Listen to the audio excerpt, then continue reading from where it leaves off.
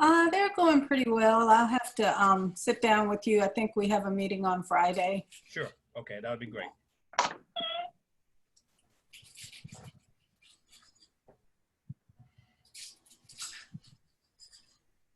Oh, I wanted to ask, I'm not going to go into a lot of detail on the budget. Is that okay? Or do you want me to go into, because we seem to have a long agenda, so.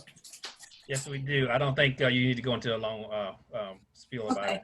I'll just do a briefing just to introduce and. Okay. If there's some highlight points you want to hit, just go ahead and do that. I will. Thank you. Mm-hmm.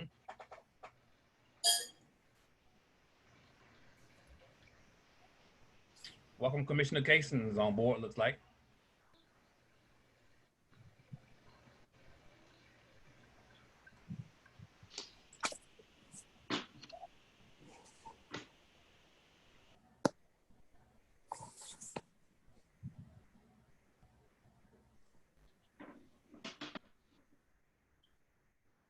Hello.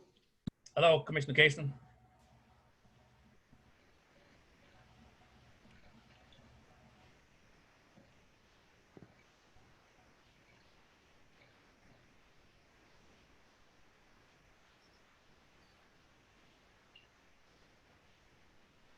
Hello.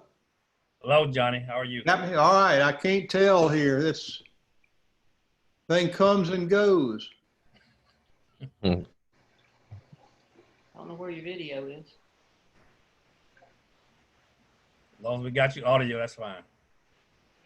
Well, I like to be seen too, though. I think you do.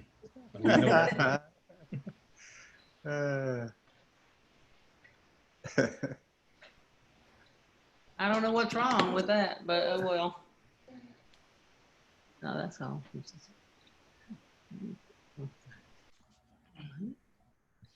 Fine.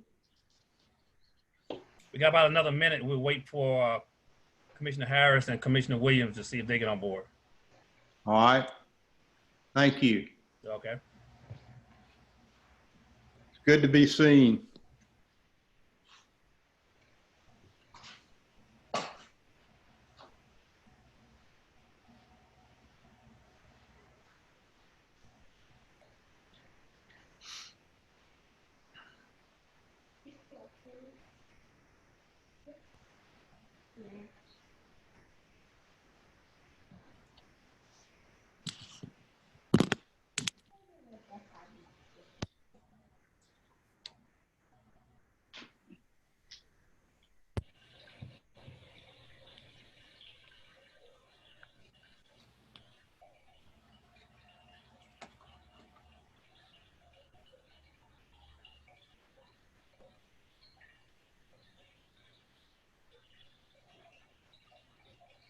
See that Florida had another bad day with the COVID. Excuse me. Good afternoon, Mayor. I just spoke to Commissioner Harris and she's trying to get in. She's having a little bit of technical difficulties. So she's signing out and trying again. Okay. Okay. All right. Well, I think it's 6:05 and we will go ahead and start since we do have a quorum. We have Commissioner Kaysen's on board and we have Mayor Pro Tem Martin's on board. Commissioner Williams is trying to get on board too. So hopefully they get on board in a couple of minutes or so. But we have a long agenda, so we're gonna be here for a while, it seems to be. Anyhow, if there's no objections, we will go ahead and get started with our meeting. This is Mayor Cornell Harvey, and I'd like to call the Brunswick City Commission meeting to order, dated Wednesday, June 17, 2020. It's a virtual teleconference via Zoom, and we have people who are on board just as well. Mayor Pro Tem Martin, would you do us a small invocation, please? Sure. If you will, please bow your heads. Lord, we thank you for this day and each day you give us, for we know it is truly a gift and not one that we should expect. And we ask that you would protect those in harm's way, those that are protecting us each day in service to our country, our citizens, firefighters, those in the military, our police force. We just ask that you would give us hearts and minds to be concerned and considerate of our citizens and the things that would be best for all people. We ask that you would guide and direct our thoughts and decisions this evening. We ask all this in Jesus' name. Amen. Amen. Thank you. Okay. Before I get started with our agenda, I know there's one item I know we'd like to add to our agenda. I think it was sent out to everybody. I think Mohammed sent it out. But do you have a copy of it, Johnny, or do you have a copy of Julie? No. Adding, I'm trying to remember what it was that we were adding. I do not have anything. About the Statue in Hanover Park. statue? Yes. I'd have to look in my email. I think it was going to be added as something under item 2. For discussion on the item number 1A, discuss the memorial monument at Hanover Square on Castle Street. All right, I would make a motion then that we make that amendment to the agenda for this evening as under item 1A. Second. It probably motion second to add the item on the item 1A, discussion of the statue in Hanover Park. Any further discussion, comments? Hearing none, all in favor, please say aye. Aye. Opposers have the same right, same sign. Looks like the ayes have it. Okay, we will add that item as on the item 1A, as item 1A on our agenda. And okay. Also, before we get started, I'd like to say, as a director of the City of Brunswick, June 17, 2020 public hearings, anyone who is on board, if you have any questions or a statement pertaining to the information presented during tonight's public hearing and would like to address the commission, please do so by using the chat feature in Zoom. The chat button is located at the bottom of your screen with the other meeting control. Questions and statements submitted via chat will be directed to the commission, and we will make sure we'll be able to answer you. So please do that so you guys can be heard if you have any questions or want to make a comment. As we move along with our agenda, our first item on the agenda is proclamation presentation to members of Juneteenth. Georgia recognizing June 19, 2020 as Juneteenth Independence Day. I read a proclamation, myself and the city manager, Miss Regina McDuffie. We made a video to send to the Juneteenth coalition. But as we do it virtually here, I can read this proclamation and I will do as such, okay? The Mayor and City Council of Brunswick, Georgia, do hereby issue a proclamation. Juneteenth National Freedom Day commemorates the first day of the celebration of freedom in America for all Americans and the last known celebration for the ending of slavery. Juneteenth National Freedom Day continues to be the most recognized African-American holiday observance in the United States. And whereas the first record of the arrival of 20 Africans in colonial America is that of an English ship, the White Lion, flying a Dutch flag, which landed at Point Comfort, Virginia in August of 1619. That led to the subsequent horrific enslavement of an entire race of people. And on June 19, 1862, the United States Congress abolished slavery in the federal territories pursuant to the provisions of Chapter CXI, an act to secure freedom of all persons within the territories of the United States, now existing, which may at any time hereafter be formed or acquired by the United States. And whereas Juneteenth commemorates June 19, 1865, the day freedom was proclaimed to those enslaved in the South by issuance of General Order Number 3 in Galveston, Texas. The arrival of the Galveston of the United States Colored Troops, 25th Corps, en route as a show of force on the Texas border from a French incursion had to be prudent as they were led to deliver the news of freedom. And whereas Juneteenth exemplified the spirit of freedom for everyone, especially for those who, while making scientific, musical, and medicinal contribution to America and the world, and while exemplifying courage, patriotism, and exhibiting patience with grace, did so despite facing severe inequality.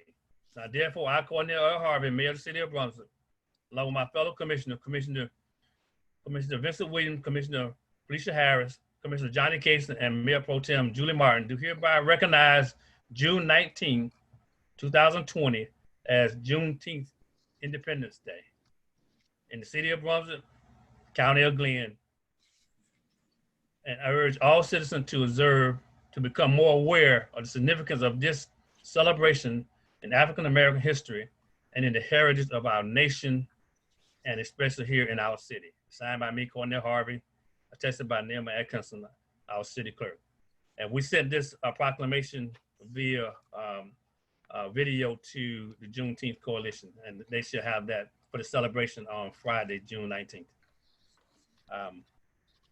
Okay. Now we'll get to next item on our agenda is item 1A, discussion about the statue in Hanover Park. As I mentioned to a number of you all that I have received numerous emails and calls concerning the statue. I received, I believe you guys have also received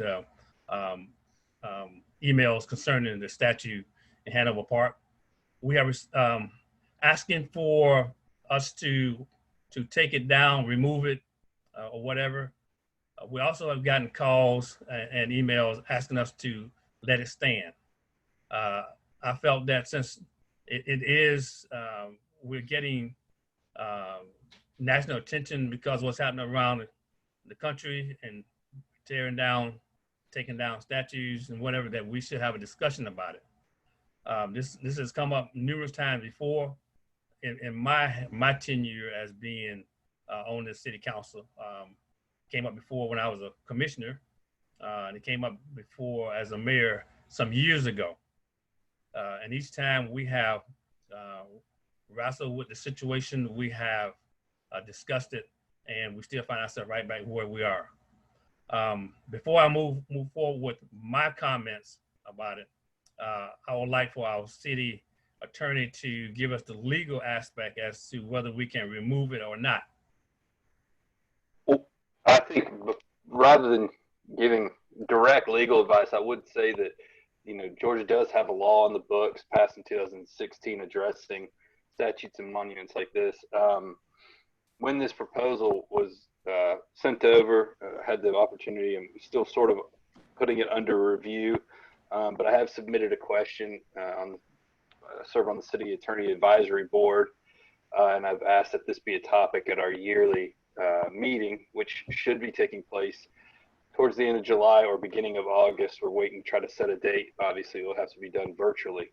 So at the moment, I would just ask that if I could, whatever action will come from this, because I think the present proposal is really, it takes into consideration Georgia law, and it also suggests perhaps providing context to the monument as opposed to removal because of the law. So I would just seek out having some time to be able to review the proposal and have a discussion at the city attorney's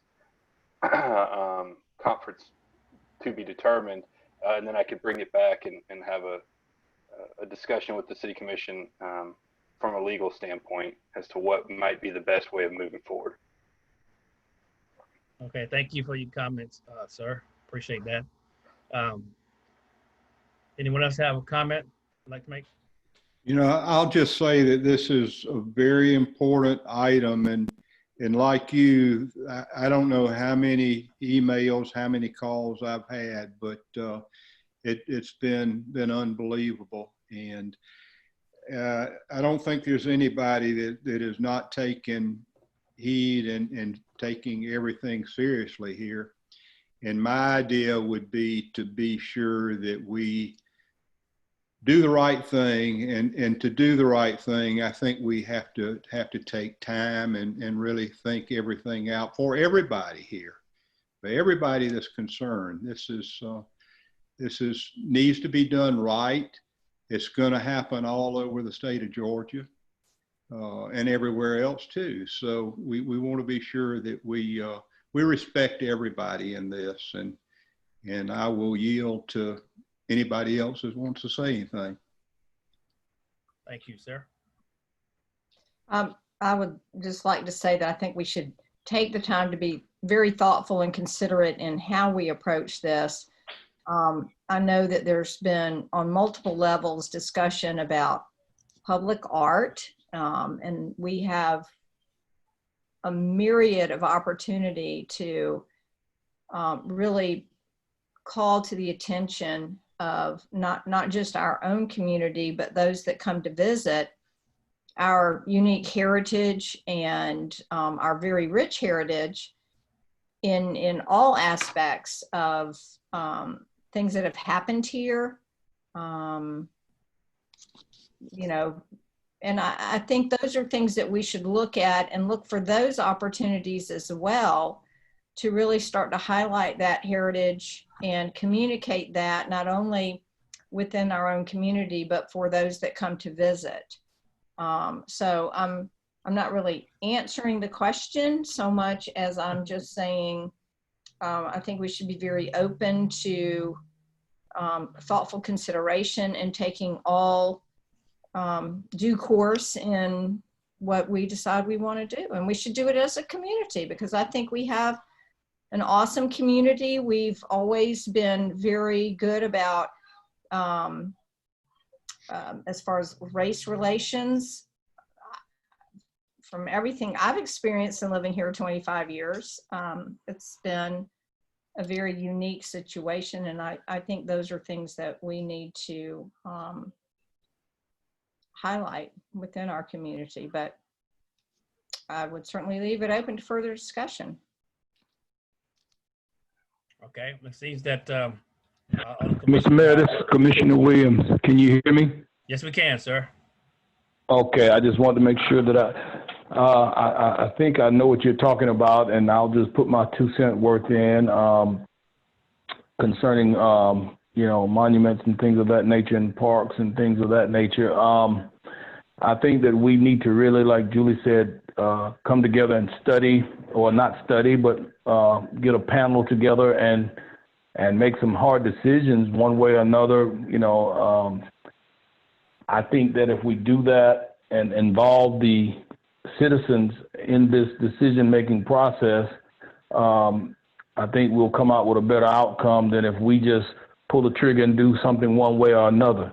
So I think if we involve and engage citizens panel, you know, I don't know how that would look or how that would come about, but we would certainly want to have a diverse group of individuals, and then move from that point. Thank you. I hate to see us go through a knee-jerk reaction and do something where we could really take thoughtful consideration, look at a bigger picture for our whole community and public art, and putting things in context and really highlighting the rich heritage that we have. Well, I agree with that too. However, I'll say this: when the Black community look at this statue, it brings up many ideas, many not so good feelings for them.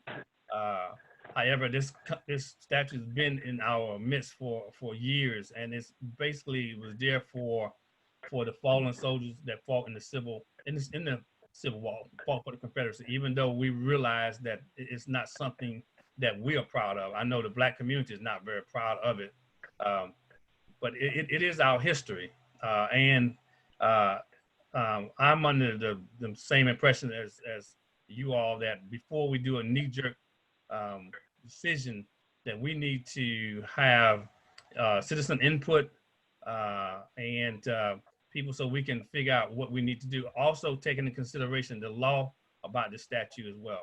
We realize all around the country, people are tearing down, taking down statues and so forth. And in a sense, you say they are erasing history. In a sense, they're not. History is what we have and what's already in us and what we have learned and so forth. Visual history, maybe. So I'm under the impression that I would like to start a advisory panel, appoint an advisory panel to study this and come back with some recommendations as to what we can and what we cannot do, and what we should or should not do.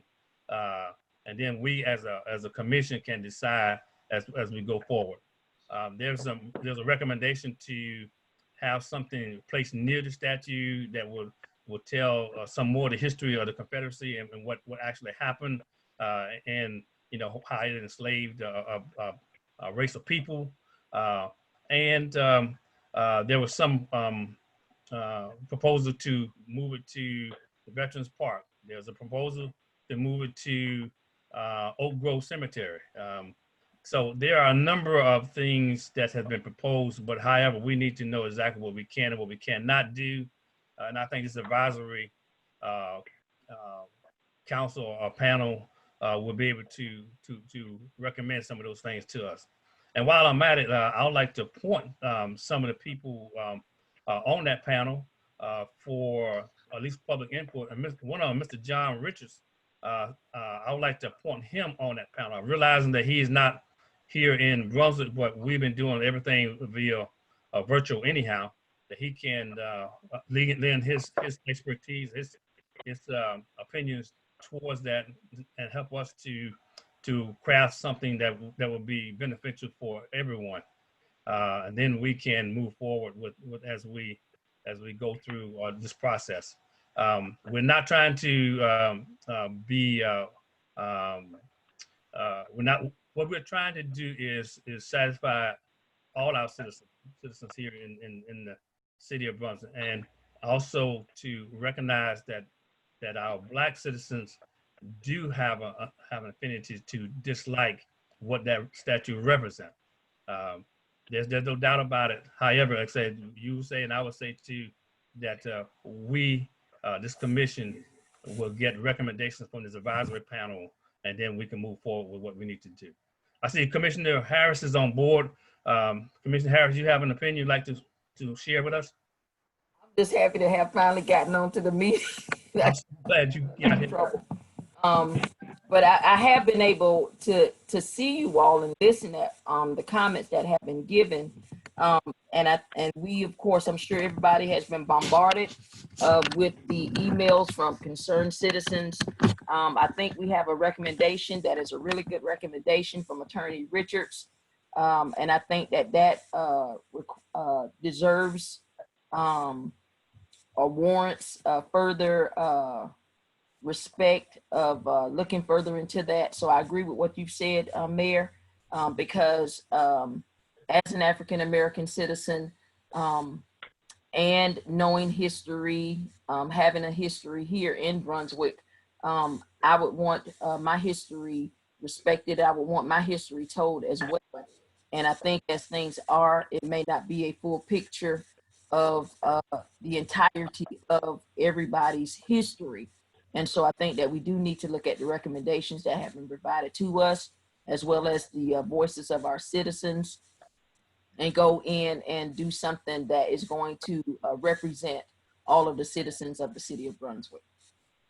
Thank you, and I agree with you 100%. At this advisory panel that we will set up, I'm gonna ask Commissioner Williams if he would share this panel, and would like to have some recommendation to come back. I will say by the first meeting in September.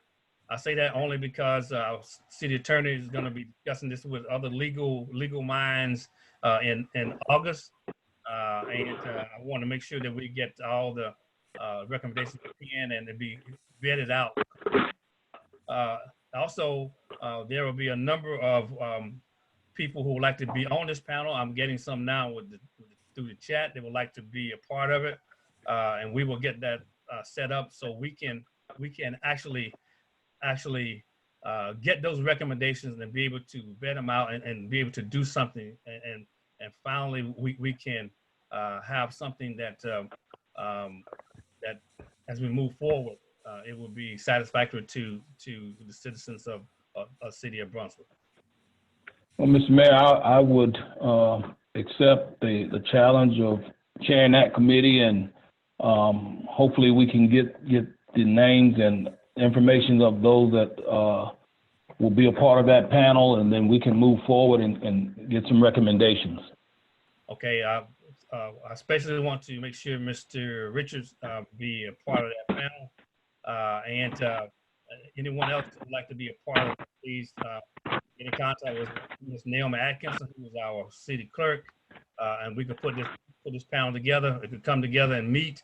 I would like for you to, if you would, have a series of meetings, and also have a series where it's open up to the public, so you can have the public get the public input as well, and then we can move forward. I want everyone to get the opportunity to voice their opinion if they would like during these meetings. Okay. How many people would you think would comprise this panel? And I would like to be no more than about 9, maybe on the panel, but I would like for it to be they have open meetings whereby people can voice their opinion about what needs to be done. I would like the NAACP to be a part of it. I would like to, I got a chat here from the Brunswick chapter of the Daughters of the Confederacy. They would like to be a part of it. That's fine. Anyone else would like to be a part of it? I like DDA to be a part of it. Some type of representative from DDA, because they're sitting in our downtown. If you would like to be part of it, that'd be fine with me too. We'll talk about it. I have some thoughts. Okay, so at least a nine-person panel comprised of individuals from, well, I won't say all from NAACP, but NAACP representative, the other organizations that you mentioned, of course, and downtown development. Yes. Okay. Okay. Any private citizen participation? Yes. Private citizens would like to, but they will get in contact with Ms. Naomi Atkins. I see the Robert S. Albert Race Utility Institute wants to be part of the panel. Yes, by all means, include them in as well. Okay. Excuse me, Mayor Harvey, I have several chats. Do you want me to discuss the chats now, or just send it to y'all tomorrow to answer? Because we have chats on the comments, some comments on your responses. Well, this is basically a discussion. If yeah, matter of fact, you go ahead and read the chats. That Okay. This anonymous attendee said, Commissioner Martin, could you clarify what you mean by rich heritage? go ahead to. I mean, you can answer if you like.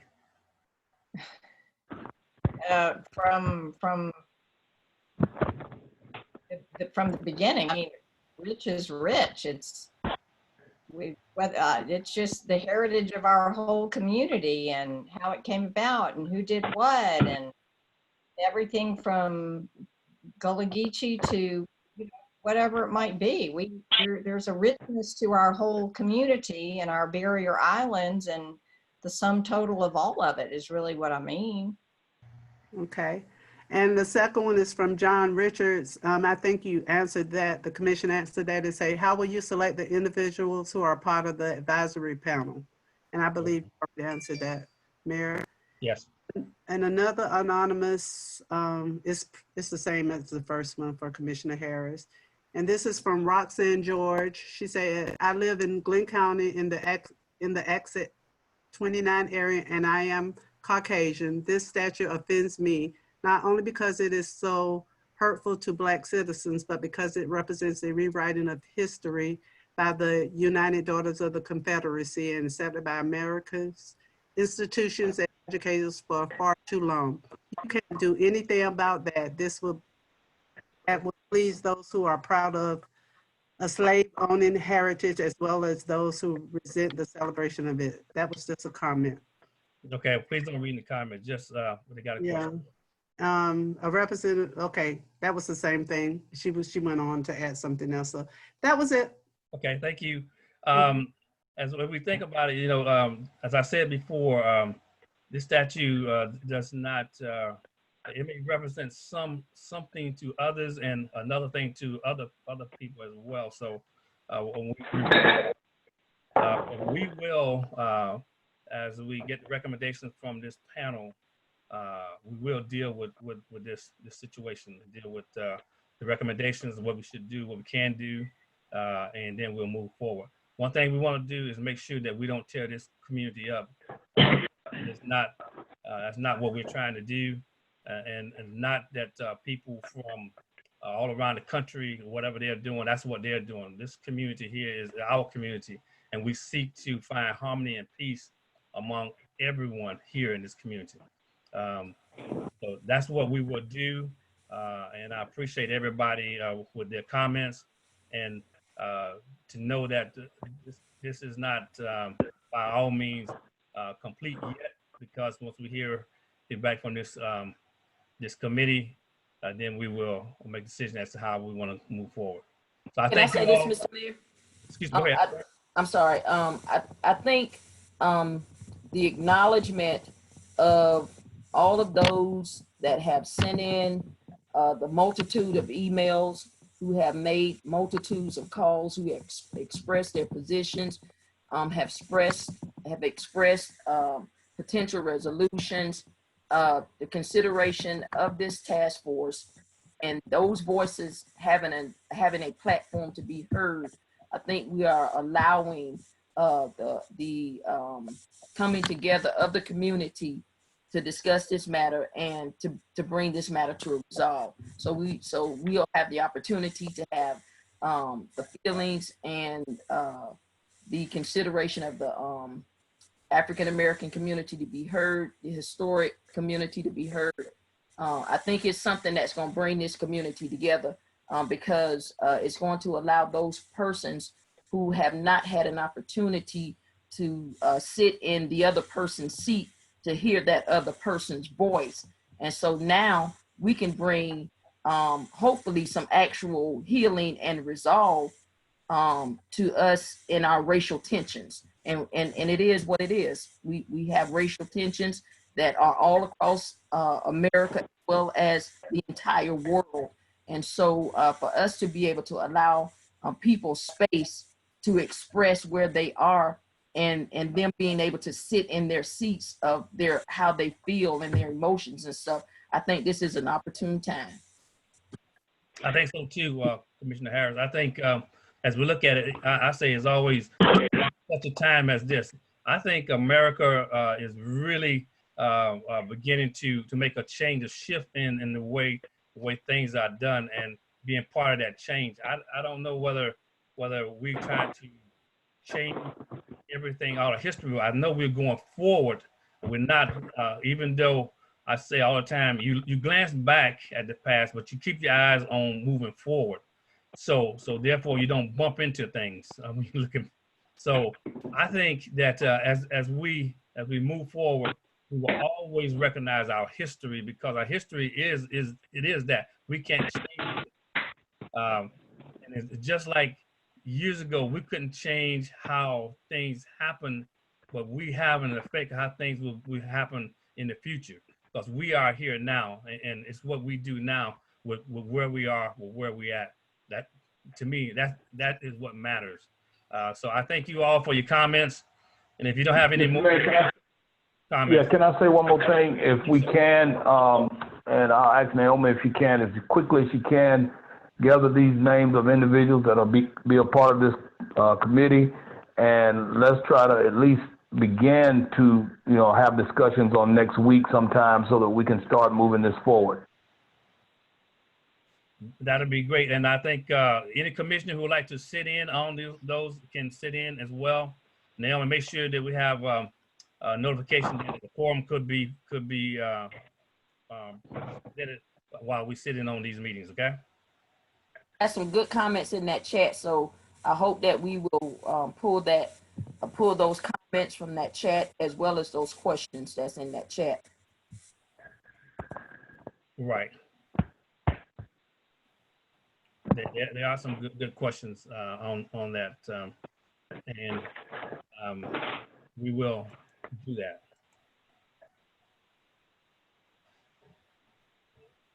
Okay, is there any other comments on this very timely topic, and a topic that has been laying dormant for a while, been on a lot of persons' minds. So now it has come forth to our plate, so to speak. Any further comments? Mr. Mayor, I'd just like to say that I know we've got a lot of folks that are tuned in. We've been told that they're going to listen. And for Johnny Cason's part here, I want the folks to know that I've lived in Brunswick, Georgia all of my life. I've never had any racial concerns, any racial problems. This all does not take me by surprise because I keep up with things and try to be current. And I will stay that way. I will try to keep up and I will try to stay current, but I can speak very effectively and very much for the past of Brunswick, Georgia and Glenn County and the feelings that I think are pretty much what I'm telling folks is that Brunswick in its past does not have any serious and did not have any serious racial problems. That's something that I think that as a lifelong resident, folks need to know. So thank you. And I appreciate all the comments and all the interest here. I really do. Yes, sir. I've gotten a chat that said, couldn't we have a town hall meeting? And I think we can. Commissioner Williams, we can do that, have a town hall where the citizens come out and voice their opinion. I really believe they need to be able to voice their opinion, especially Second that. here in our community. They need to come out and voice their opinion as to how they feel about it. And we should facilitate that so they can come out and tell us, you know what they said. We're getting a lot of comments from people who do not live here as well, but the people here, let's hear what they have to say. Okay. We Well, I do think you something got in a couple Howard Coffin Park, maybe a place like that. If we can find something big enough so we can do Yeah, it's probably gonna need to be bigger. Because I'm not disregarding what Commissioner Cason has said, but coming from the seat of an African American, my vantage may be a little different. Yes. Well, you got to keep COVID in mind too. I mean, we need to be sure that we know we've got a pandemic still. So. Yes, I'm sure there's a number of places around town that we can find that we'll be able to get people in and also we may have to have more than one town hall meeting so we can split it up. But I know our library is big enough, I think, right now to hold a number of people. And it would have been something that we had our convention center, wouldn't it? It would have been really good. However, we don't have. Yeah. But so we will get that. I'll work with Naomi to get the town hall meeting set up and work with Commissioner Williams as that chairperson of that committee, and we will move forward. I thank everybody for the comments. I thank everybody who agreed to chat with us and voice their opinion, for all the emails and also the calls that I received today and the emails, texts and whatever, and realizing that we, the city of Brunswick, the commission here, we tackle issues and we don't just run from issues. We run and we make sure we seek solutions. Put it that way. Sitting as a African American individual or your mayor. My perspective may be a little different from some of my counterparts' perspective. But I realize what we have and what we have to deal with here. I also realize that when I look at the statute, I see something different than what someone else sees as well. My community sees it differently than other folks will see it as well. So, but we can't, we will deal with what we have to deal with. I put it like that. And the main thing is we will listen and we will learn. Yes. If you don't learn from history, you're doomed to repeat it. So, and we don't want to do that. Thank you. Yeah. Any further comments so we can move forward? Thank you, everybody. Appreciate it. Commissioner Williams, you had your task. All right, let's move forward. Right, sir. Next item on our agenda is public hearing, finance, City of Brunswick proposal, fiscal year 2020-2021 budget. Ms. Regina McDuffie. Good evening. Can you all hear me? Yes. Yes. Thank Yes. you. I'd like to first off say that I definitely thank you for the opportunity to present the budget this evening. I came in during the middle of the process and was not in the beginning. However, I think I have gotten a good grasp of the city's finances and certainly think that the budget that's being presented is a sound budget and one that'll help us move forward as well as provide citizens the services that they need in the community. I'd like to also thank the finance director and the assistant city manager and the departments and the staff for all of their support and cooperation during the process. The budget for fiscal year 2021 will be $15,663,605, and that's the budget as it is today. The preliminary budget was about $50,000 less. We did have a presentation briefly on June 3rd and then subsequent meetings on June 8th and June 15th to discuss specific items and to review the budget in its entirety. Looking at the budget as compared to last year's budget was a little bit of an anomaly. It was $23,500,000, which was about $8 million more than what this year's budget is. But there was some one-time items in last year's budget that will not be in the budget for this year. Operating-wise, the budget is pretty consistent with previous year budgets. So again, I think it's a sound plan to go forward.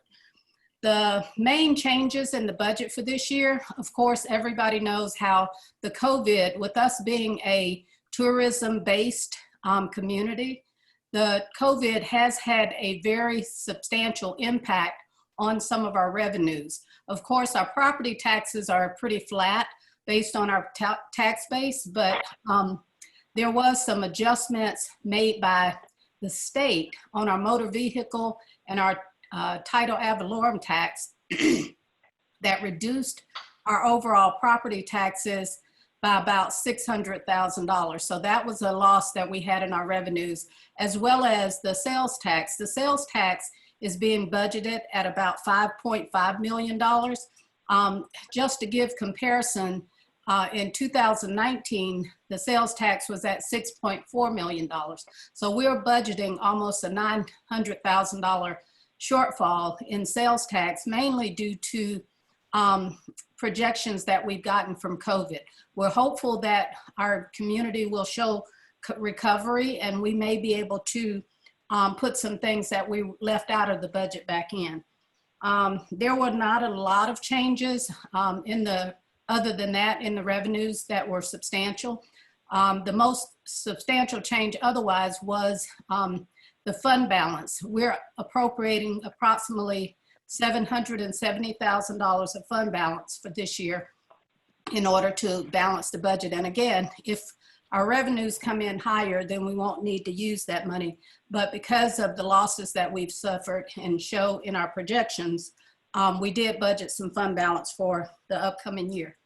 In looking at the expenditures, I'm proud to say that we are not looking at any personnel losses or furloughs or anything like that. We are looking at trying to maintain all of our staffing levels and all of the authorized personnel in the budget, as well as help our police and fire departments in their recruiting efforts to make sure we can try and get our staffs up to the level that they need to be. In terms of major adjustments in the budget, last year we had about $700,000 of machinery and equipment items, which included vehicles, vehicle purchases, equipment purchases, and that kind of thing. This year, the budget supports about $459,000 of machinery and equipment. So as you can see, that was about a $300,000 cut that we had from those line items. And those are usually one-time purchases. So hopefully, again, if there are critical needs by our departments, we'll certainly consider those and look at them going forward. We also cut travel for most of the departments, and hopefully we can still maintain our education and training. You know, a lot of training now is going to be done virtually, so hopefully that'll give us some savings in those areas. We did put in money to support efficiencies to help our departments operate more technologically efficient. We have some software in the budget, and we also have a redevelopment of our website supported. That process started this year, and we're hoping to complete it going into next year. We also have the replacement of computers and servers to keep us technologically moving forward. And I think that will help in the efficiency of our operations. We'll be looking at a lot of the processes that we have in place now and hopefully make sure that we are using technology as much as possible. The only other thing that was, we did cut the agencies that are supported by the city by 5%, and most of them I think are understanding of us cutting the budget, so they will move forward and try and operate as best as possible, even with the budget cuts that we presented.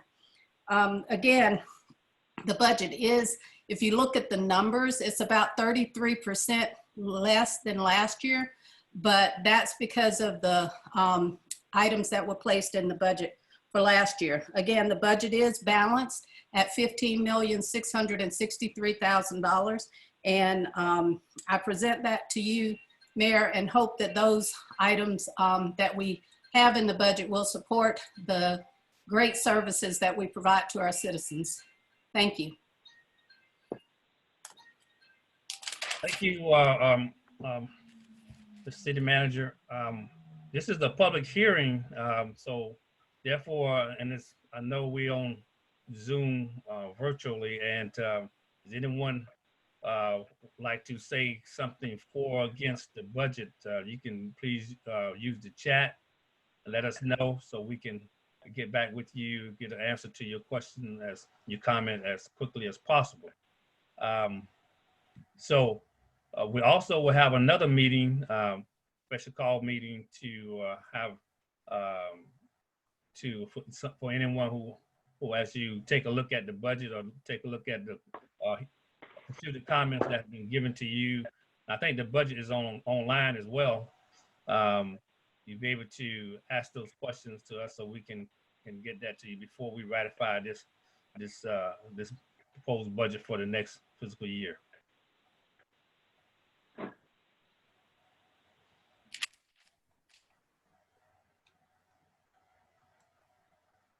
No questions. I don't see any. Naomi, did you see any chats concerning the budget? No, Mayor, no one responded. Okay. Well, we'll leave that chat room open for anyone who would like to, if you come on and you something that you want to ask about the budget, you please do so. So we will just move right along. Thank you, Ms. McDuffie, for the presentation of our proposed fiscal year budget for 2020-2021. All right. Moving right along with item number 3, public hearing, land use. Additional use petition number 20-01 from Sandy Spell of Marinico agent petitioning for a conditional use permit for 100 Harold Freeman Drive for open yard storage of materials and equipment. Mr. John Hunter is presenting. Thank you, Mayor. Can y'all hear me okay? If we can, speak a little louder. Yeah. Okay. Since I can't hear myself, it's sometimes hard to know how loud I'm talking. I'm going to share screen here so y'all can see the reports and some of our maps. Yes. The applicant was on earlier, but I'm not certain that she is still on. But Sandy Spella Marine Co. has applied for a conditional use for 100 Harold Freeman Drive for storage of materials and equipment. The subject parcel is about 8 acres and is located on the Dupree, excuse me, sorry about that, on the Dupree Creek portion of the property. So it's at the rear as you're facing Glen Avenue. We do see it in the map here. I'm putting the kind of over it at this time. This is what the property looked like from the road. The property is zoned highway commercial. The parcels to the north are zoned highway commercial and general residential. The area that is general residential is St. Mark's Towers. To the south is basic industrial, and to the east is conservation preservation, which is primarily the marsh and the river. And to the west is highway commercial. The area is also within the US 17 overlay. The proposed development is actually minimal in terms of construction. Marineco's needed a designated area on the waterfront to store various tools and other equipment to build residential docks and perform all types of marine construction. On the site will be new building materials such as pressure treated poles and lumber. As they order material, it'll be sitting on site for less than 30 days. And between jobs, they'll be unloading old dock debris by barge crane from the river. Debris will be cleaned up and disposed of within 15 days. And there will be a crane on site to load and unload barges and containers for storage and trailers to haul material from time to time. Marineco will also use the yard to perform maintenance of their equipment in a timely manner. They do not propose to actually construct anything on the site. So there'll be no buildings, there'll be no permanent infrastructure added to the site. Open yard storage for the sale, rental, and or storage of materials and equipment excluding junk or other salvage is a conditional use within the highway commercial zone. Provided that such uses are separated from the adjoining residential properties by a suitable planting screen, fence, or wall at least 6 feet in height above finished grade. This is a little bit of an unusual activity for us, at least on this part of the city. We've had some similar operations that were approved on Bay Street. The proposed use for the eastern portion of the parcel would involve what might be considered junk or salvaged under our definitions in our code. And the only real definition we have for junk is in our solid waste management section of the code. And junk means items which are too large for a 95-gallon container and typically consist of, but is not limited to, household items such as lawn equipment, furniture, mattress, and box springs, large pieces of glass, mirrors, automotive parts, flooring materials, or other similar items. With that in mind, we had some recommendations about how to deal with construction debris on the property. The proposed activities are adjacent to a general residential area, but there's a very significant vegetative buffer between the properties, and the activities at the site would not be touching that buffer. The activities could create impacts via soil erosion into the marsh or could require permitting through Georgia EPD or DNR.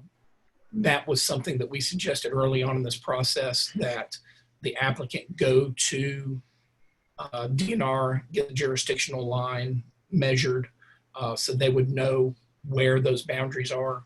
And they also contacted EPD as well.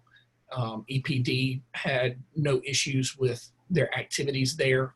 DNR did come out and draw the jurisdictional line, so they're very aware of what's going on in that area. They're used to working with those regulatory agencies since they do dock construction.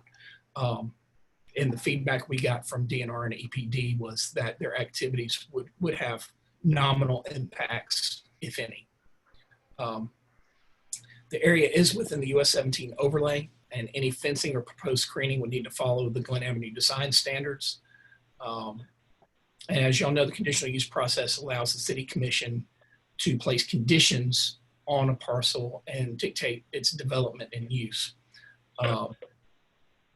Staff recommended that the following conditions be considered as part of this application. One, primary access to Harold Freeman Drive be delineated and improved with gravel or similar material to reduce tracking of dirt and debris on the streets and into the stormwater system. Second, that the applicant provide evidence that Georgia EPD and DNR have approved the activities adjacent to the waterfront. I have had communications with EPD and DNR about this. The vegetative buffer be between the parcel and the general residential be maintained. Any and all construction debris be stored in roll-off containers or trailers until transported from the site. That's to keep any material contained, so we're not dealing with an issue where debris gets scattered or it's being sorted. It's literally brought off a barge, put into a container, and hauled off. And last was that that a fence conforming to the Glen Avenue design standards screen the activities from Glen Avenue. This did go before the Planning and Appeals Commission, and they held a public hearing on May 27th. The PAC's discussion centered upon the staff recommendations, potential impacts of the site. We did have residents speak in favor of the application. We also had a representative from Glen Environmental Coalition who didn't really speak for or against it, but wanted to make us aware of the contamination issues with Dupree Creek, and that boat activity potentially could stir sediment and contaminants, and voiced an opinion that EPA should probably provide some feedback about any potential impacts of the activity. The Planning and Appeals Commission recommended accepting the staff recommendations, which I will not read back over again, but they also added 2 conditions of their own. One was that the EPA should be consulted to determine if the proposed activities create a concern regarding contamination. And a second condition was that the crane that would be on site should be left in the down position when not in use. Just to give you a little bit of better understanding of where the activities will take place on this parcel, they did provide us a little bit better drawing that shows the primary area of activity will be the old concrete slabs that are still in place. The blue line is the area that they would be fencing, that they propose to fence off and screen, so that not only are their equipment protected, but it also reduces the visual from US 17. In the area along the marsh side here is the area where they would be accessing the waterfront. They would stop the crane movement before it reached the jurisdictional line. So that would minimize any risk of any issues with erosion on the marsh edge. That's a quick summary of the proposed conditional use. I'm happy to answer questions for y'all. And I have a question. Yes, sir. Isn't there supposed to be a racetrack filling station or something going on that parcel right in front of there? So there was, if you don't recall, last year, racetrack came for you and got a number of variances and a conditional use, and unfortunately that project fell through. There were some issues with on the racetrack end, and my understanding as well, potentially with GDOT and some of the requirements that they wanted in order to put a signal there at the south end of that property. And unfortunately, that project fell apart. What about a sunset on this CUP? So the sunset, the Planning and Appeals Commission discussed a sunset. And actually, I think William Kitts is on here from the Planning and Appeals Commission. And there was not a motion made for one, but there was a discussion about that being something that they had typically required for a project like this. I know also earlier today, Commissioner Martin asked about the potential for that. It would be consistent with other activities that are similar that we have allowed in the city. It would also be considered consistent with some projects along US 17 that are less permanent in nature. So as we're thinking ahead with the redevelopment of that area, it lessens the long-term impact on that overall hope for redevelopment. I would be in favor of some sort of a sunset. I really appreciate the thoroughness with which our Planning and Appeals Commission has reviewed this and the comments and suggestions that they've and recommendations that they've come up with. I would agree with Commissioner Harris that maybe a 5 to no more than a 7-year sunset because it is a rather industrial use. I think beyond what we hope to ultimately see as redevelopment along that corridor area. And I'm going to add one other, I think, very important comment that needs to be considered, and maybe it's part of what EPA or DNR would come forward with, is, you know, if you've got the crane, which is a really heavy piece of equipment, I mean, weight-wise, it's very heavy. It's very close to the marsh and the probably the jurisdictional wetland area. What sort of skirting and protective erosion control is going to be mandated or directed to be installed so that that curve of Dupree Creek right there is not further eroded? My understanding from the applicant is that the crane will be relatively stationary, that it's got the lift capacity to move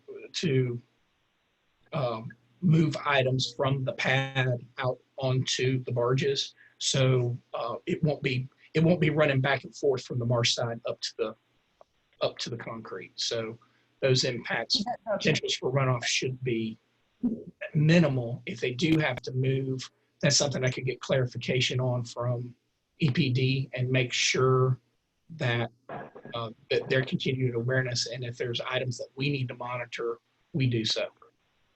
Yeah, because I'm assuming that those vessels, the barges or whatever they're going to be, are going to be anchored. Obviously, they're going to have to come in with a full tide and go out on a, you know, however they're going to manage it.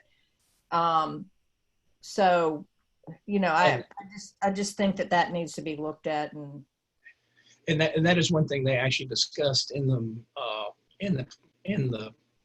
PAC meeting was their operations. They do tend to come in and out during the high tide cycle, so they're not there all day. They're in, they load, they're gone.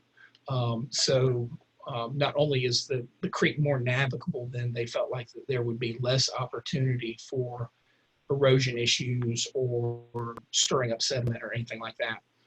One thing we had asked from the representative from Land Environmental Coalition was help getting an appropriate contact with EPA due to their oversight in that area. And they have not been able to get us connected with EPA yet to know whether or not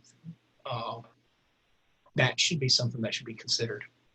Yeah, I would think that was important. One other comment, based on what you just said and thinking through, incoming tides and high tides. I mean, they happen at all hours. So I guess my concern also might be the noise that's created by the equipment and the machinery during hours that might not be conducive to the general resident. That was going to be my question, was the hours of operation. Honestly, I don't know if we had a discussion of that. I got the impression that it would be high tide daylight hours. Okay. I see William shaking his head. So it may be a little bit after sunrise, but that it would be daylight hours. Well, they won't be working at least 2 weeks out the month, because guess what? Low tide happens in the mornings for 2 weeks every month. So you won't be able to get in. So for 2 weeks, you won't be working. Right. This site is the site that in the old days was Seaboard Construction Company.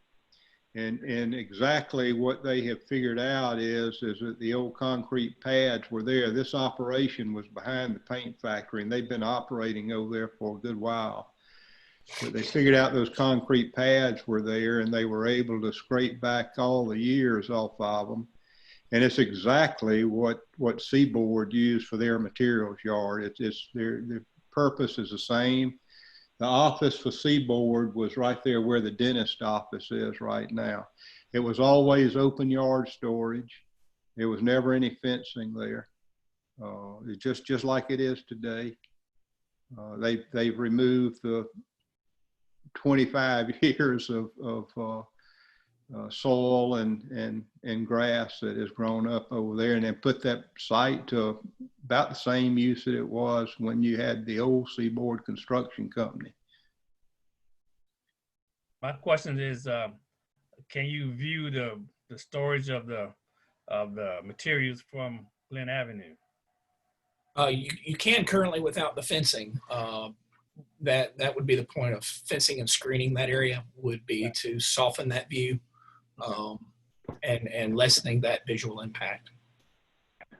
All right. Where you can't soften it from is from the towers, and I don't know, have they weighed in at all, John? No, sir, they have not. Yeah. There is. Sitting here looking at the towers right now. There's no way you can screen the towers from that, but again, it's the same thing that it was, and you can see I've kept a pretty good eye on it because they have been out and had applied for this last year, John, and yeah, they first we actually got their application right after the first of the year. We had to work with them. One, they were unaware of the need. They had assumed because the Adams property next door was in zoned industrial, and because of the previous uses of this property, that this was still zoned industrial. And when they came into us to check, they found out that it wasn't. And so we started this process, and we had to work with them on clarifying a lot of issues. And then we got caught in COVID. So so far from what I've seen out there, they've kept a fairly clean site. They really have. Absolutely. I don't know the folks. I've heard of them, but I don't know them. I have not been contacted, but I have kept an eye on it. And I can tell you they're really keeping it up out there. I agree with some screening across the front, though. I really do. But there was never anything out there when it was Seaboard Construction Company. It was just wide open. Okay, I'll agree with everybody about that it sunsets too. And I'm seeing here that we'll see what the pact says about as far as how many years before it sunset. I think it said 10 years there seems to be. 10 years. So maybe that can be added to the petition too, John. Does it have to be 10 years? No, it doesn't have to be. It could be up Okay. to 10, I guess. I would say. They just have a 1-year lease that's renewable each year, correct? So, I mean, I think 10 years is a bit much myself, but I would think 5 to 7 might be more appropriate. John, what's your thought on that? I think any of those options would be appropriate.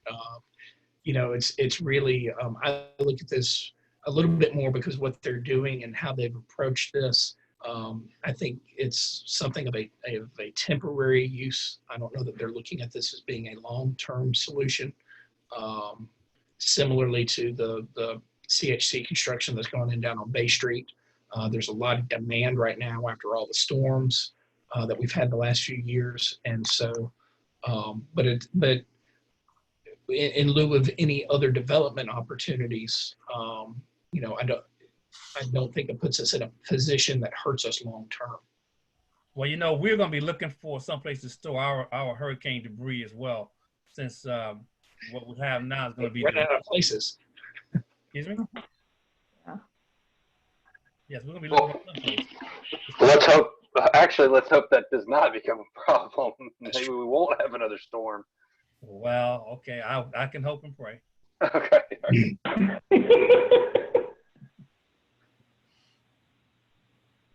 Any other comments? Anybody? Okay, since this is a public hearing, and we're trying to give everyone who's online to opportunity to speak for or against the granting of this petition, I think we still kind of hung up on the number of years for the sunset. So we probably need to choose that before we go into, before we actually end our discussion. But anyone who would like to speak for or against the granting of the petition, first of all, is the owner is not on board.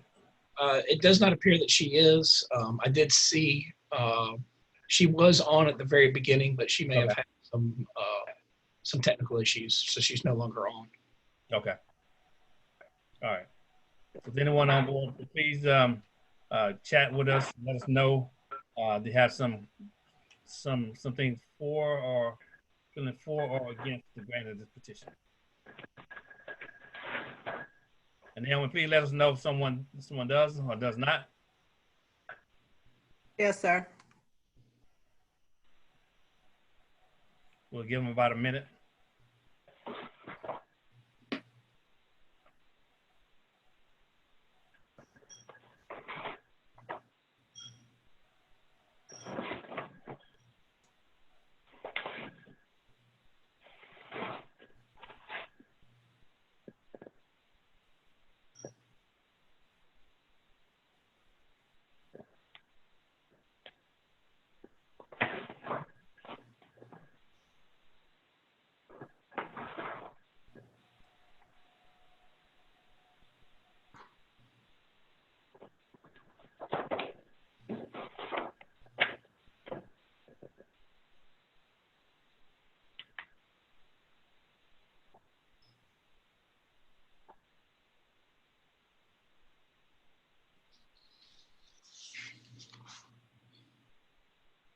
Mayor, there was no questions or Okay. It appears that we have no one responding to speak for or against the grant of this petition. Commissioners, what's your will and pleasure? I'll make a motion that we approve this petition for conditional use permit and include all 7 items as listed as PAC recommendations on page 4. And in addition, that we put a time limit sunset of 7 years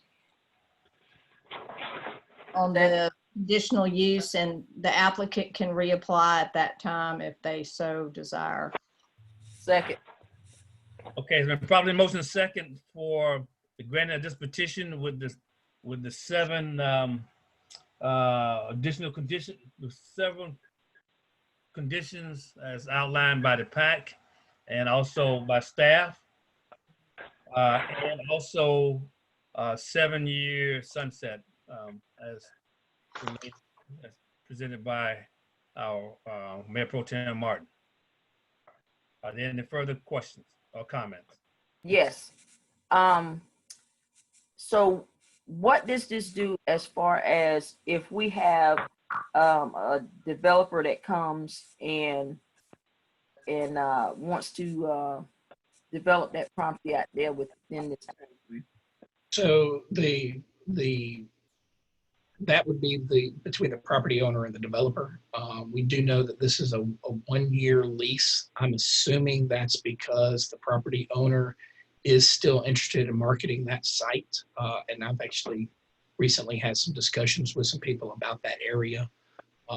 So he's provided the built-in flexibility for himself to be able to do something that would allow the future development more in line with what we've intended for that corridor.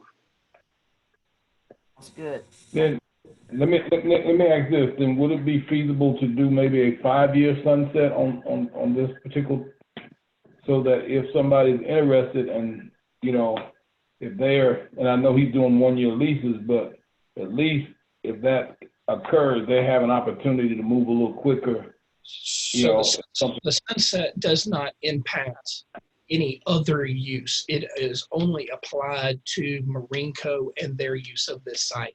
If Marinco doesn't renew their lease, or if the owner buys them out of their lease, the conditional use goes away and all the restrictions go away and the site starts over from scratch.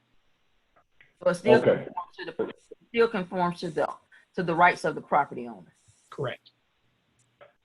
So it goes back to, okay.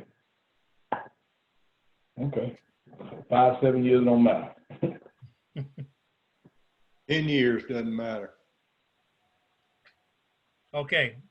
Any further questions or comments? Hearing Madam Clerk, call the roll for me, please. Commissioner Kaysen, Yes. Commissioner Harris, Yes. Commissioner Williams, Yes. Mayor Pro Tem Martin, Yes. Mayor Harvey. Yes. See, that motion carries unanimously. So therefore, the grant of this petition is approved with the conditions and also the sunset of 5 to 7 years. Thank you, commissioners. All right, moving right along to item number 4, conditional use petition number 20-02 from Brendan Byfield, petitioning for a conditional use permit for 3329 Norwich Street for open yard storage of vehicles. Mr. John Hunter again is presenting. Thank you, Mayor. I'll share the report again so that everyone's able to see it. I think we have it in our book too, John. Yeah. This is a conditional use application for 3321 Norwich Street for the open yard storage of vehicles.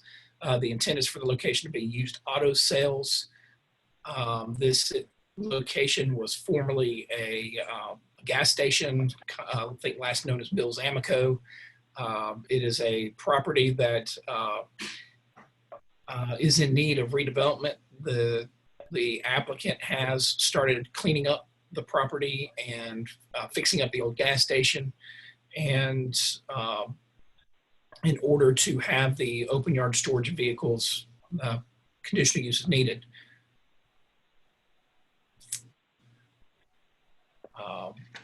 Open yard use for the sale, rental, and storage of materials and equipment is common along Norwich Street. It is something, as we've started adding conditional uses, we have started working with properties to make sure that those uses do not impact the surrounding properties. But used car dealers are something that are consistent with the zoning and the uses there. All the adjacent properties, I'm gonna back up a little bit, are zoned general commercial, with the exception of the parcels west across Hardy Street Lane, which is behind the property, that are zoned R6 residential. And the need for this conditional use was because of the lapse in occupancy of this structure and the change in use from a gas station and auto repair to auto sales. Staff in discussion with the applicant and with the submission of his site plan found that there would be some limited repair of vehicles and painting of vehicles that would be taking place at the site. So that was something that entered into our recommendations as well. And again, as we consider conditional uses, the conditional uses applied to this or for this use and business only.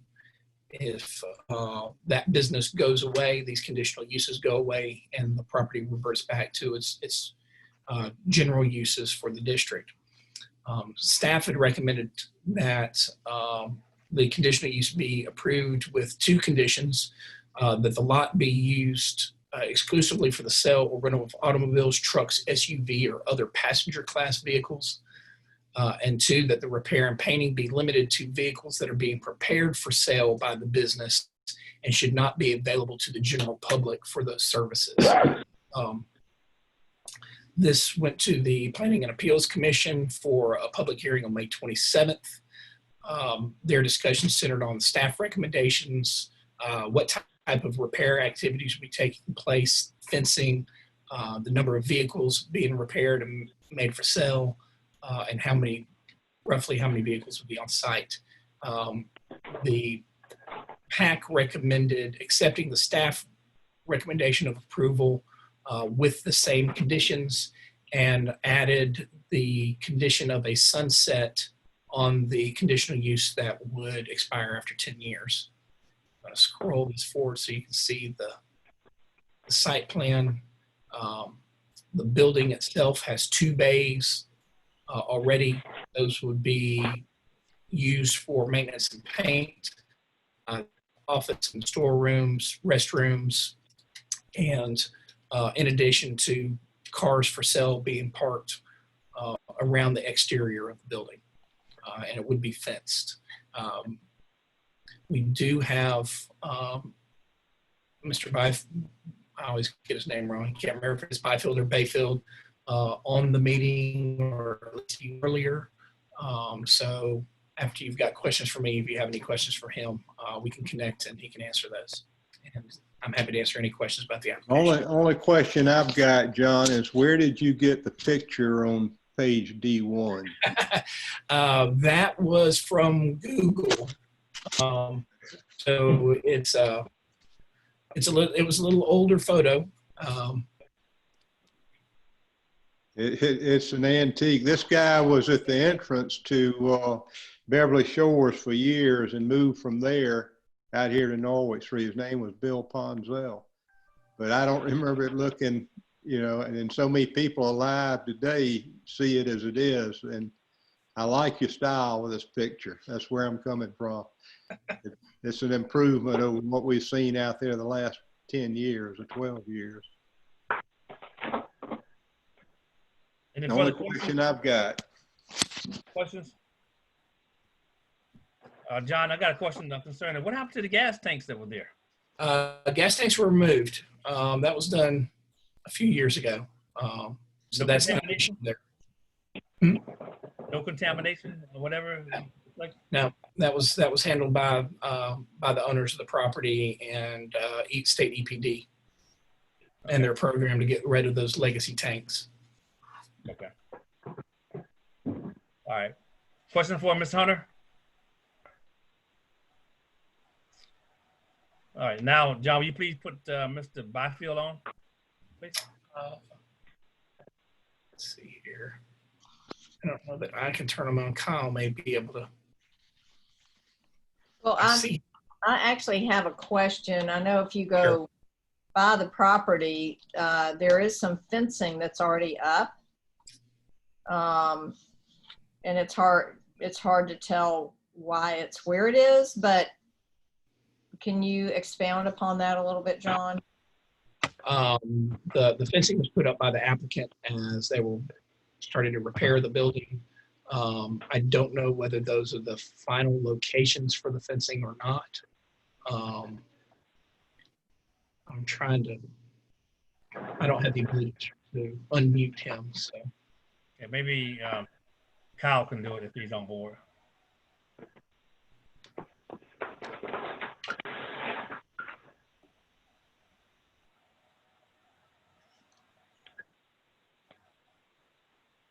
Well, hopefully we get that done. Naomi, can you give Kyle a call and see if he can unmute Mr. Byfield?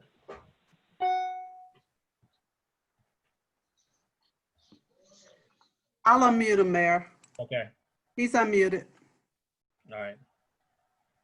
Mr. Byfield, please give us, come and let us know your intentions, what you want to do with that property so we can get a better understanding of it. He's muted again, Naomi. Let's see.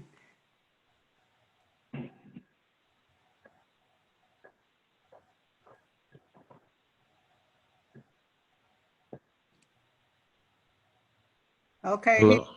Okay. Go ahead, Mr. Byfield. What is the question? Can you let us know your intentions, what you want to do with that property? And I want to know, is the fencing that you have around the property, is that going to stay? That's where the perimeter is going to be? The fence that we have around the property, it's where the fence has got to be. The fence that around the property, that's where I have two fence. I have one board and one diamond wire fence.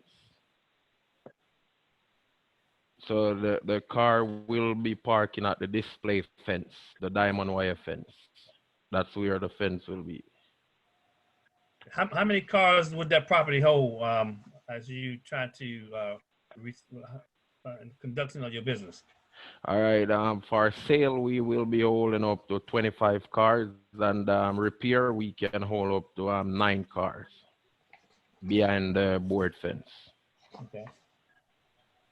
What's the capacity limits on that property? That's not a very large piece of parcel for a car lot and wanting to do storage and painting and repair. It is, I'll have to scroll back. The property itself is 1.4 acres. 1.48 acres. And let's see if I can zoom in. The aerial photo that we had in our packet gives you an idea. We don't necessarily have any guidelines of how many cars you can have for sale on any individual property. That's actually something that we may need to consider as we're looking at some of our zoning changes in the future. I'm trying to pull this. The aerial photo that I'm showing on the screen now, you can see that there's roughly 25 to 30 cars on that parcel, not very well organized. Mr. Byfeld's plan actually delineated a number of parking spaces. So I think the property has the capacity to handle what he's talking about. So it's is there going to be additional construction to the building that's on site, or how is this going to be accommodating for repair and painting?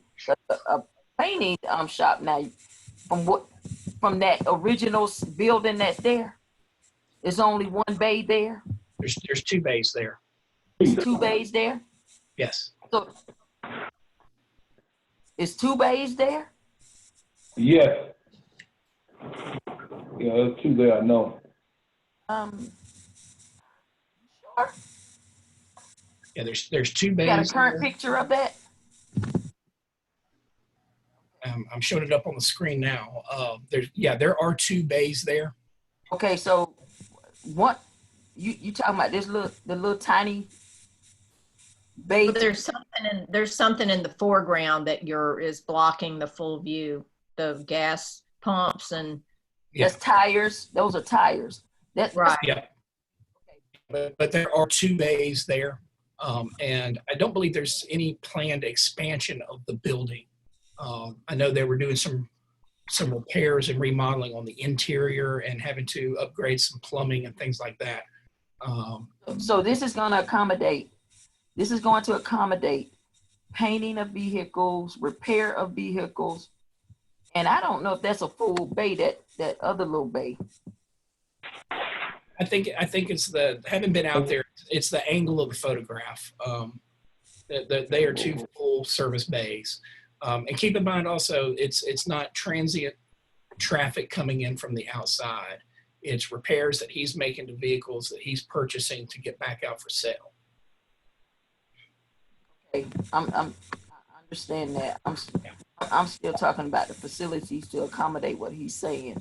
I asked this question because my ex-husband, his father also does this type of stuff, and this facility is not accommodating of all of the stuff that they're saying they want to do.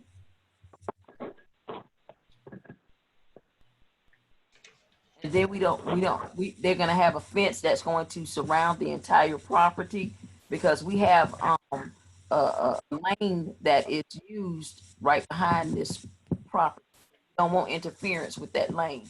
It will not interfere with the lane.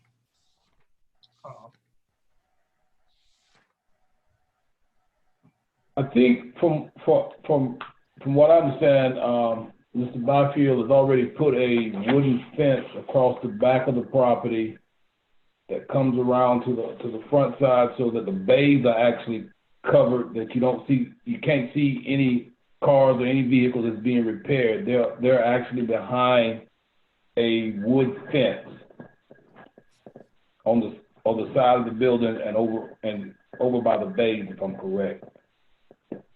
That's correct.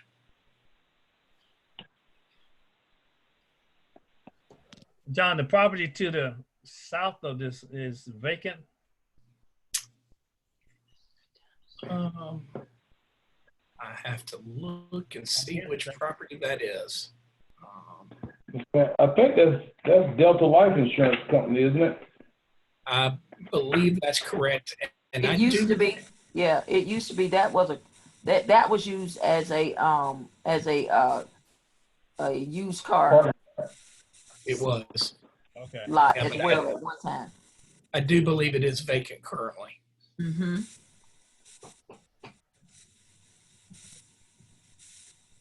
Okay. Any other questions for the property owner and also Mr. Hunter? Taking into consideration the skill set that the services he's petitioning to offer, with the small amount of area that he does have, it may be very tight, but if he can do it, it would be good. My opinion. Any further questions? Okay, thanks. Thank you, Mr. Byfield. Now, since this is a public hearing, we would like to open it up to anyone who's online who who want to speak for or against the granting of this petition.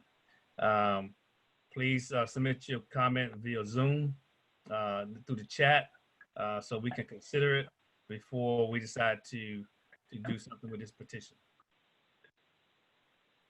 And we'll give you, again, we'll give you a minute to submit your comment.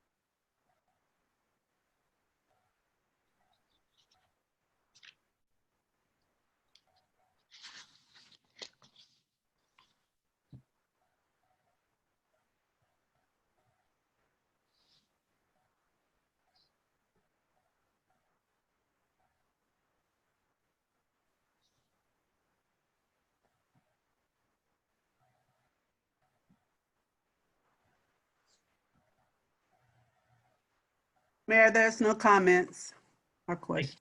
Thank you, Madam Clerk. Commissioners, since there's no comment in our, who want to speak for or against the grant of this petition, we had this petition laid before us with the stipulations that's been presented by the PAC and also by Mr. Hunter, our director. Please. Mr. Mayor, I'd like to offer a motion to approve conditions, the use petition 20-02 with the stipulations and conditions presented by our staff and our appeals commission. I have a motion. I guess second. Second. It's been probably motion second for the granting of petition number 20-02. Petition for conditional use permit for 3329 Norwood Street for open yard storage of vehicles and also for auto repair and painting. Excuse me? The only question I have is, were the staff recommendations pulled in to be part of the conditional use? Yes. Yes. Yes. With also the conditions of the PAC and staff. Any further comments? Thank you, Mayor Pro Tem. Any further comments?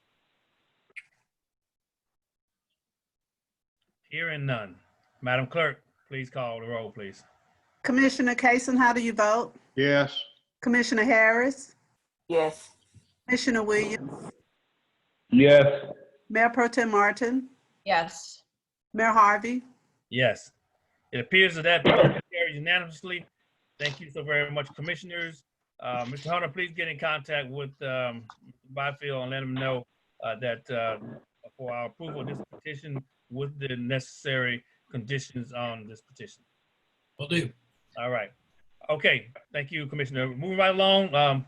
Item number 5, conditional use petition number 20-03 from W.H. Gross, applicant petitioning for a conditional use permit for 2301 Stonewall Street, which is the Perry School site, for development of a new multifamily development. Ms. Hunter, you again are presenting.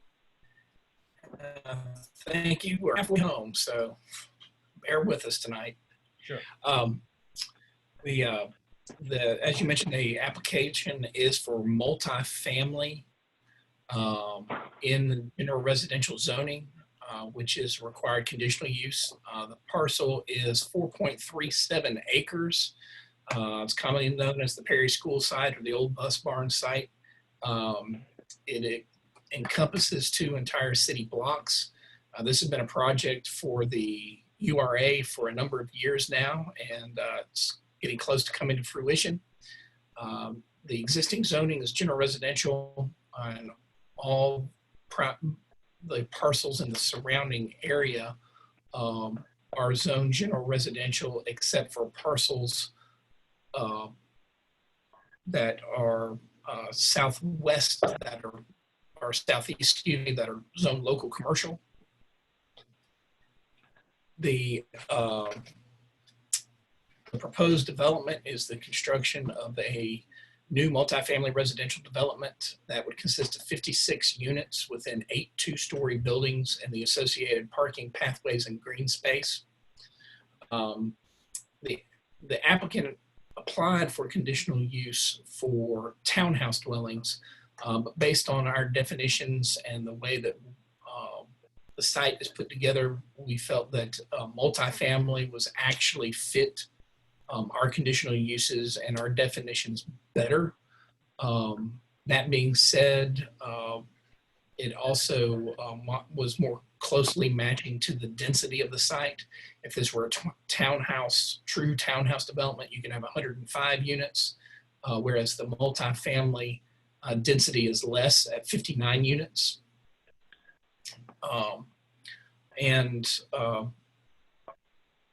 Staff felt that this is a very appropriate use for a large tract like this. And it is, as I said, something that has been identified for a number of years, both in our comprehensive plan and I believe going back all the way to Blueprint Brunswick as a catalyst project for this area. So We're happy to see this coming forward. Staff recommended approval of the conditional use application with no additional conditions. The Planning and Appeals Commission heard this at a public hearing on May 27th. The PAC discussion centered on staff recommendations. And now I see where I messed up there a little bit. Mentions repair activities will be taking place. Now, Commissioner Martin, I see where you noted the mistake earlier. So I'm seeing that that is a cut and paste mistake there. But the PAC centered on the staff recommendations. Most of our discussion at the PAC meeting were about the variances that went along with this, which do not come to y'all, that stay within the Planning and Appeals Commission. They did have some setback variances to help accommodate the design of the site, as well as dealing with some site drainage issues, ADA access, and building locations that the Planning and Appeals Commission approved. So the PAC had no conditions to place upon the application either. To give you a little bit better sense of what this will look like, do have a site plan. So you can see the form of the buildings on site, traffic flow. The main entrance does come off of Martin Luther King. This is an earlier site plan. We've actually gotten a revised site plan last Friday that changes some of the flows so that you have in and out on M and O streets. So you'll be able to have access from 3 sides. There will not be a main traffic access on the Stonewall Street. That really doesn't impact the conditional use, but it's just something to note. And so you can get a sense of the buildings themselves. Very similar architecturally to Norwich Commons, which was also developed by W.H. Gross. So should be a very good addition to the neighborhood and really add to the area. So we do have, that's all I really have on the report. We do have Rebecca Montgomery from for the engineering firm representing Mr. Gross, and Mr. Gross was on here earlier, but I believe he also left the meeting at some point. So I still see him as a guest there, but he's not logged in. If you've got questions for me, I'm happy to answer them. Or if you've got questions for Ms. Montgomery, she'd be able to answer them also. If Naomi could unmute her, that would be great. Okay, question. I have a question, and I'm trying to remember. I thought that we had agreed, or at some point talked about some type of mixed use for this property as well, and I don't see any of this reserved or zoned for any commercial activity. We did, and that I'm with you on that, Commissioner, because we had talked about this and was up under the assumption that this development would be a mixed use development, a holistic type of mixed use development to address the food deserts, all of that type of stuff, and I don't see any of that. Can you unmute Mr. Rebecca so she can answer those questions? And Bill Gross is on too, so he could probably answer that as well. Okay, please. Sorry.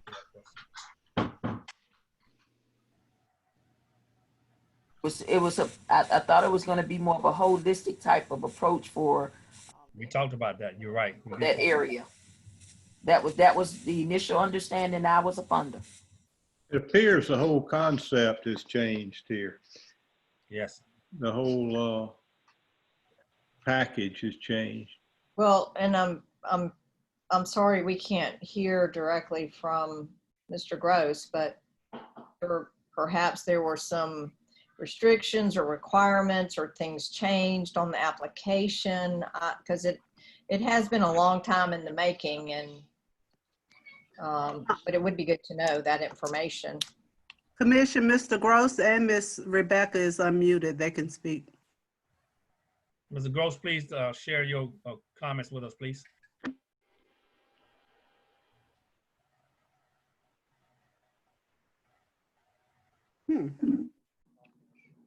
Cal may have to put him in as a panelist. I see he's a guest. There he is. Okay.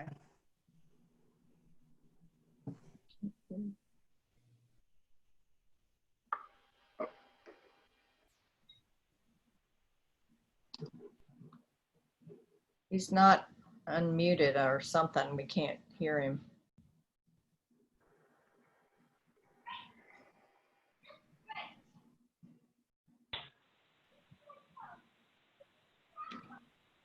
Panel, this is Rebecca Montgomery. I'm texting Mr. Gross now to see if he can hop on here and answer your questions for you. Okay. We can see him, we just can't hear him, I think, at the moment.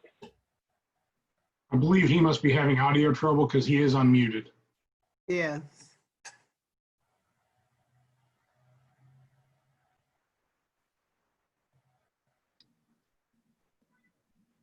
You know, one of the things that Oh, there we go. go ahead, Bill. Oh, no. Can he call on the phone? Be good. Yeah, see if he can dial in.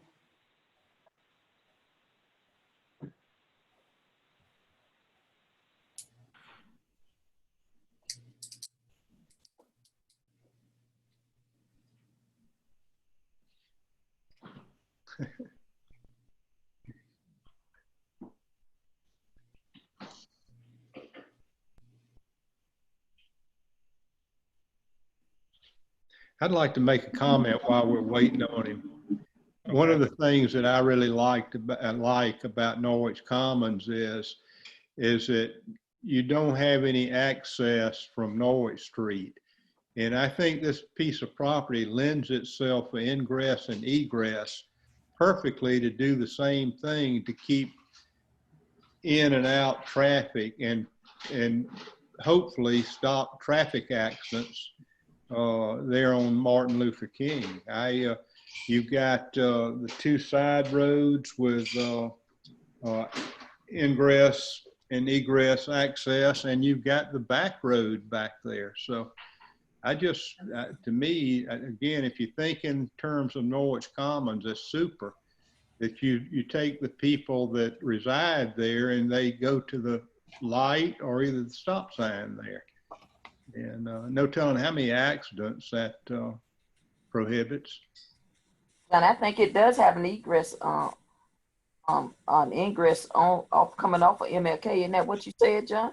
Yes, it does. That's the way the main entrance is right now, according to what this proposal is. And I think that's something to think about.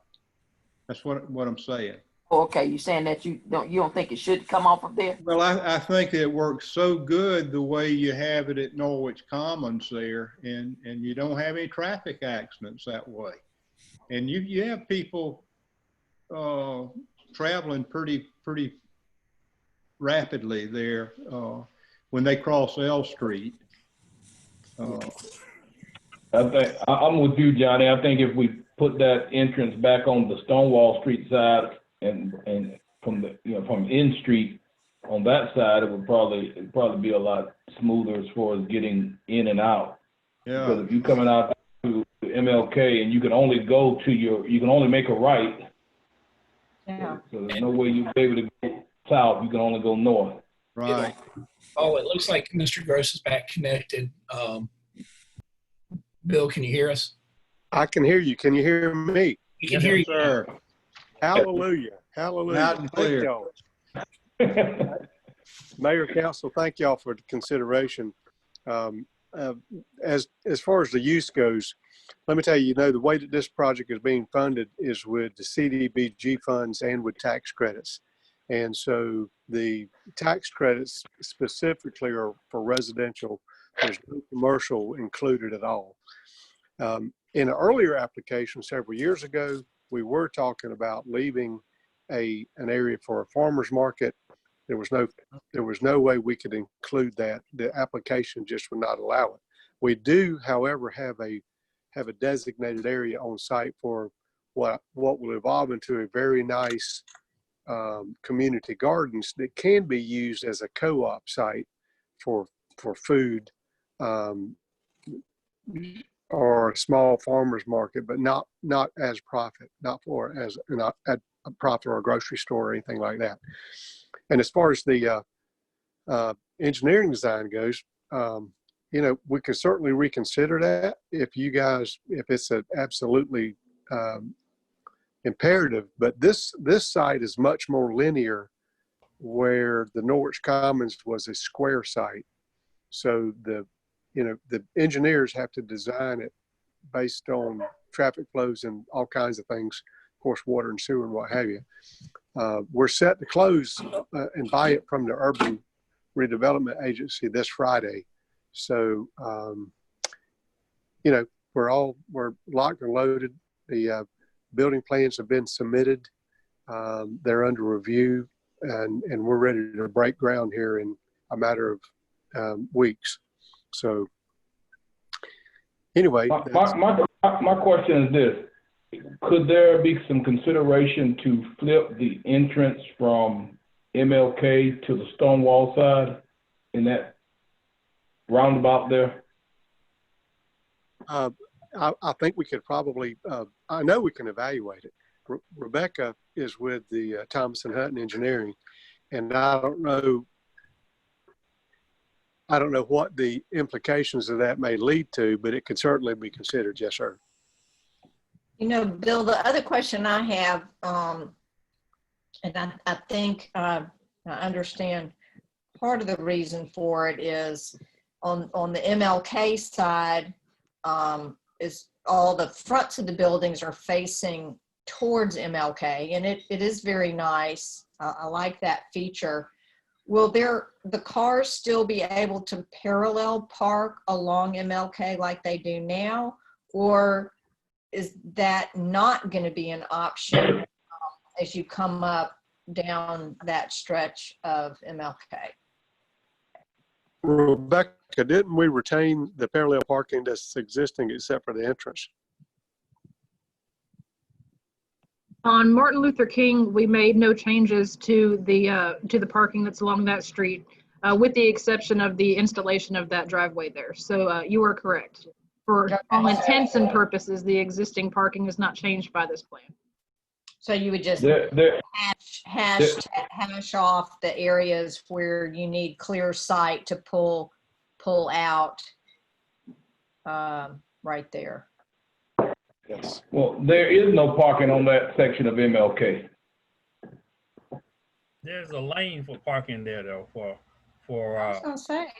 There's not. I ain't think it was for parking. It shouldn't be for parking. There's no lane there. There's a sidewalk there. There's no lane there. Are you talking about current day now, or are you talking about on this proposed plan? No, right now, today, current day. Lord. Okay. Because I I know don't think there should have been any parking on Norwich Street myself, but it's 2 lanes When going south. Right, Yeah. when you pass M Street, that lane comes all the way over to the sidewalk. There's no parking lane there. Okay. And yeah. there would Okay. never have been any need for it, because you did exactly what I think the recommendation is best, is to use your 2 sides in is it Stonewall Street? Yes, Stonewall. Yes. Yeah. Well, but John, Commissioner Payson, if you let the ingress and egress come off the Stonewall, you're going to lose a lot of parking spaces. So I understand the ingress Well, and egress. I don't want to do that. I wouldn't recommend that, but I would recommend, if there's any way, to take a look at that. But no, if it's going to be a big time delay, a costly thing, hardships, no. But if not, it's going to be better for the city of Brunswick if the ingress is on the sides and the other side other than Martin Luther King. There's no question there and I agree, Bill, the difference, the shapes of the property needs to be thought about here. I really, really do. But it just works so great not to have people turning in and out off of a thoroughfare. It's safer. It makes a lot of sense to do it that way. Yes, sir. Hey, We excuse got me. people right here, right now, out on Highway 17 in brand new construction, turning in and out of brand new stuff where we've just spent city taxpayer dollars, and you've got side streets right where they're turning out onto Highway 17. And you know, again, I don't want to delay you. But I do believe that that's an improvement, and I believe it's a safety improvement. I will commit to make that a high priority tomorrow. Thank you. You got something to say? Yarrow? Hey, yes, I was just going to point out, you're talking about the access on Stonewall. There's a significant storm drain structure and storm pipes there at Stonewall and Inn. So not that you couldn't put a driveway right there, but I feel like that's probably why that was not the first choice of the designers. You know, we can look at that, but it may take some rework to work around that storm drainage features there. You are correct, Garrow. Right in the middle there. So is this proposal proposing taking some of that 2-lane thoroughfare on MLK? No, it's not. Oh, it doesn't remove any traffic. My question would be, is there room for a turn lane or something coming off of MLK to turn in? That's what I'm asking, Regina, because it's not, there is not one in that area. There's none. I ask because now There's you are only going two. to have to take. You're going to have to take some of that lane because it's not anything there presently. Yeah, there's 2 lanes of traffic. That's all there is there. That's And it. the sidewalk. So that's why I asked the question I asked. Are you now proposing to take some of that inward driving lane? Well, we got a medium there too, so we can cut into the medium and shift it a bit if we need be. Maybe. So that means that's something that's going to have to fall on the city, not the developer. Yeah, that's right. I don't see that. That's tough. That's significant traffic improvements right there. Yeah. That's why I'm asking my question. Yeah, and I think with the development like that and anticipating the traffic concerns, as Mr. Kaysen said, you know, I guess we should look at the amount of traffic and how that will, you know, be coming in and out of that development, because it is going to pose more traffic coming in and out at that point on that road. So even You'll though have a the lot city, of cars in and out there. this, you know, Right. I think it's something that should be looked at, definitely.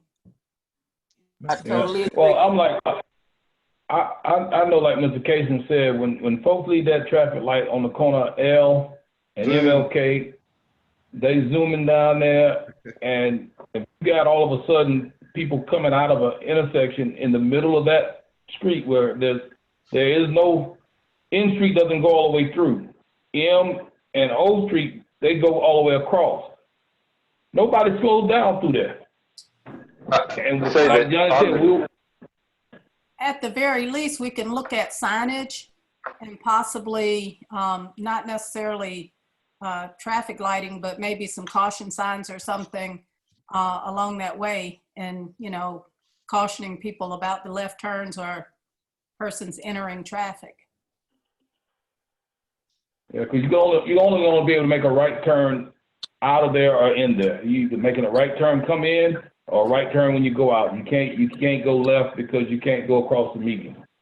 Right. And I would say that if you look at the design, though, to come in, if you entered through MLK, which it looks like the majority of the time you would be doing, you must exit. If you go into the parking areas, you have to exit on either O or M Street, the way it's laid out, the angled parking.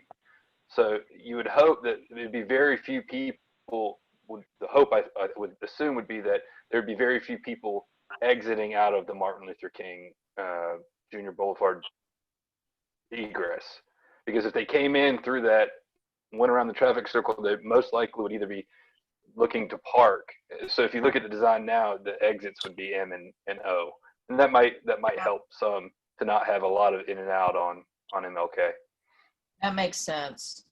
That makes a lot of sense. We want the safest thing, and it is a high traffic area. And it is an area where people are trying to get from point A to point B. Well, it may behoove us to, as city manager said, about having some signage to slow that traffic down a bit there.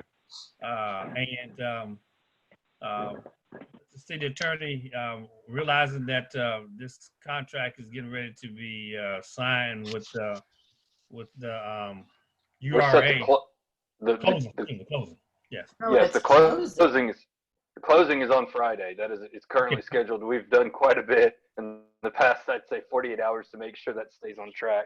Okay, but however, by us, Mr. Gross, if you decide to do something differently, this wouldn't have an effect with the closing, would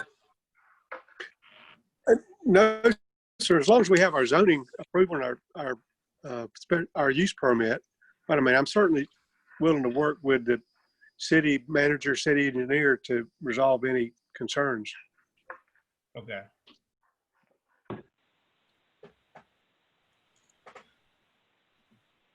Bill, you got 2 dumpsters on the location.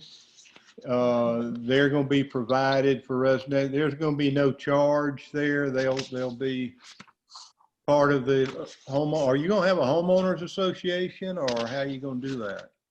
No, sir. I have a management company that I hire, and we manage the property ourselves, and all of the dumpsters are included in their monthly rents. Okay. All right. Yes. So what happened with the properties that were surrounding the area that was also part of the proposal? Well, let me tell you, every year we initially wanted to buy some of the vacant lots and build individual houses as part of the application. But every year the state has an application process called the QAP, and it outlines what you can and can't do. And it did not allow for scattered housing in the application. So we could not incorporate that as part of this. Unfortunate, because I think there's a great opportunity to do some redevelopment on some of the single family houses. But I've spoken with John Hunter just briefly on the sidebar, and we have some ideas, and I think that we could get some traction with the DCA for maybe some other CDBG funding for the city. Yeah, I it'd be really nice think to when have L a Street lot gets on done that there'll really be a need for it.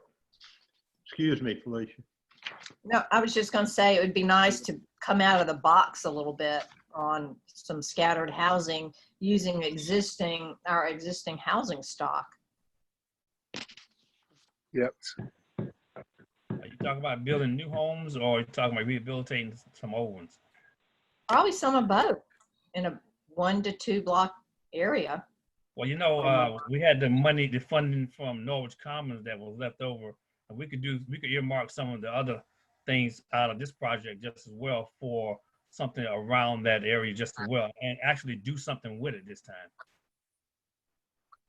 I think that was Mr. Mayor, That's part of what the plan for this deal would be is using some of the purchase price, I believe, to reinvest in the area. Okay. I think you still does that committee still meet as required by is it defects or not defect by HUD?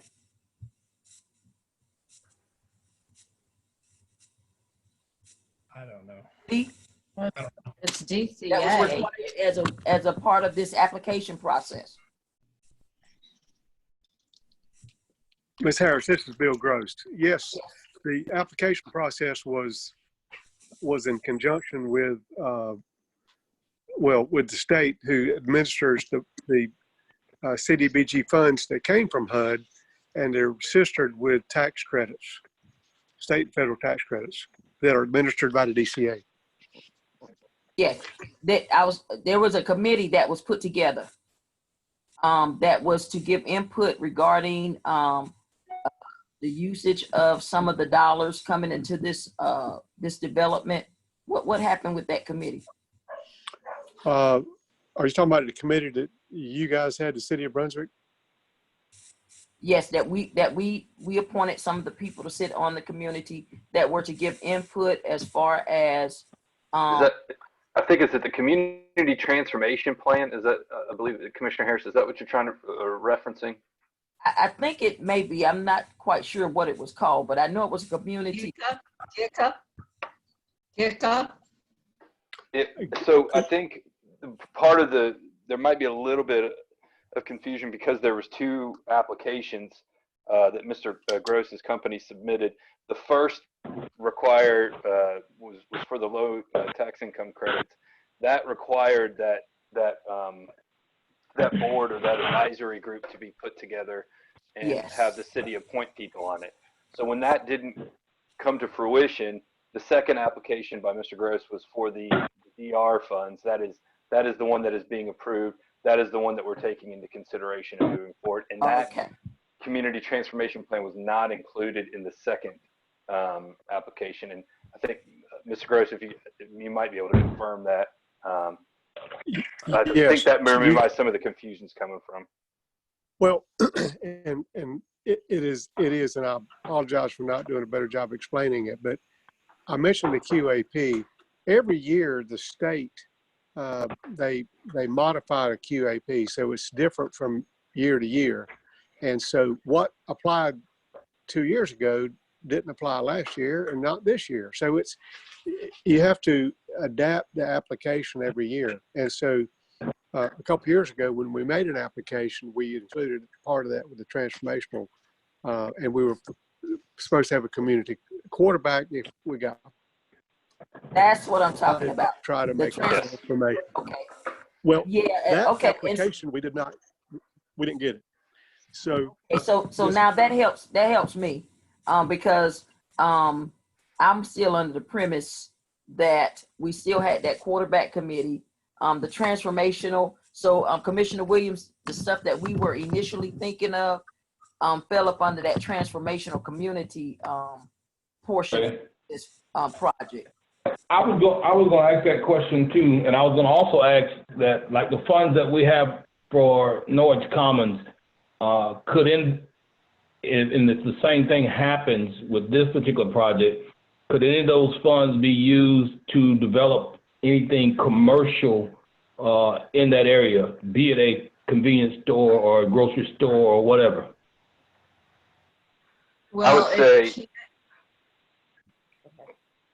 Go. Me? Okay. I was just going to say that the deed, all that was written into the deed when we conveyed it to the URA is that the portion of the funds used from the purchase price shall be reinvested in the Perry School / bus yard and or surrounding neighborhoods. So there's really not, from the city's perspective or through the conveyance, there's not really specific detail into how they'll be reinvested. So I think it could be creative. So they can be reinvested in a commercial area. In a commercial area, but I think what we have to be careful of is that we are not investing in a private commercial business. That it serves the greater good of the community. Right. This is what I'm saying. If have a say in what they want and what they envision.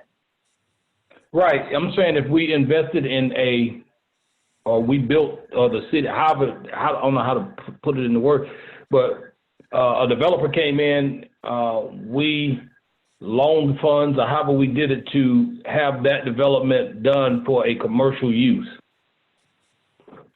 And we have I would think if it's revolving and it's a Yes. repayment. Right, Yes. right. That's what I'm saying. Yeah, Starts economic development, which is what Right. I think Mr. Duffy was trying to help steer towards as well. Okay. I think we'll beat this quite a bit now. I was going to say, to steer it back, Mr. Gross is just here for the recommendation of the staff and the application before you. But yes, I think it was a good discussion. Yeah, good discussion, everybody. Any further questions for Mr. Gross, commissioners?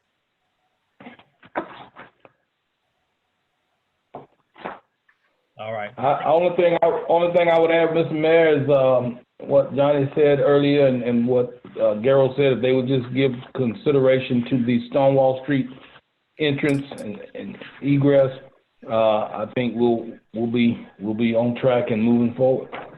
Okay. Brian, make sure that part is in. I know Mr. Gross said that he will take a look at that as well, but make sure that that's something that will be considered as we move forward with URA and also the closing on Friday. Understood. Okay. Well, thank you, Mr. Gross. Thank you, Ms. Montgomery, as well. Thank you, commissioners. Now, as we look at this, this is a public hearing, and we are using this is a virtual meeting, and anyone who wants to speak for or against the granting of this petition can do it via our chat. Please go ahead and submit your comments or your so it will be considered before we move forward. And again, Ms. Naomi, we'll give them a minute, okay?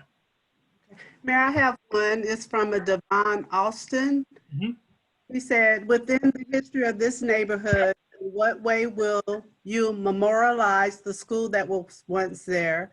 And what ways will you accommodate more communal or stable structures within this housing project? I guess that would be for Mr. Gross. Yes, I guess so. I can't answer that one. Well, first of all, we've named it Perry Place, which from a memorial is kind of keeping the name goes on.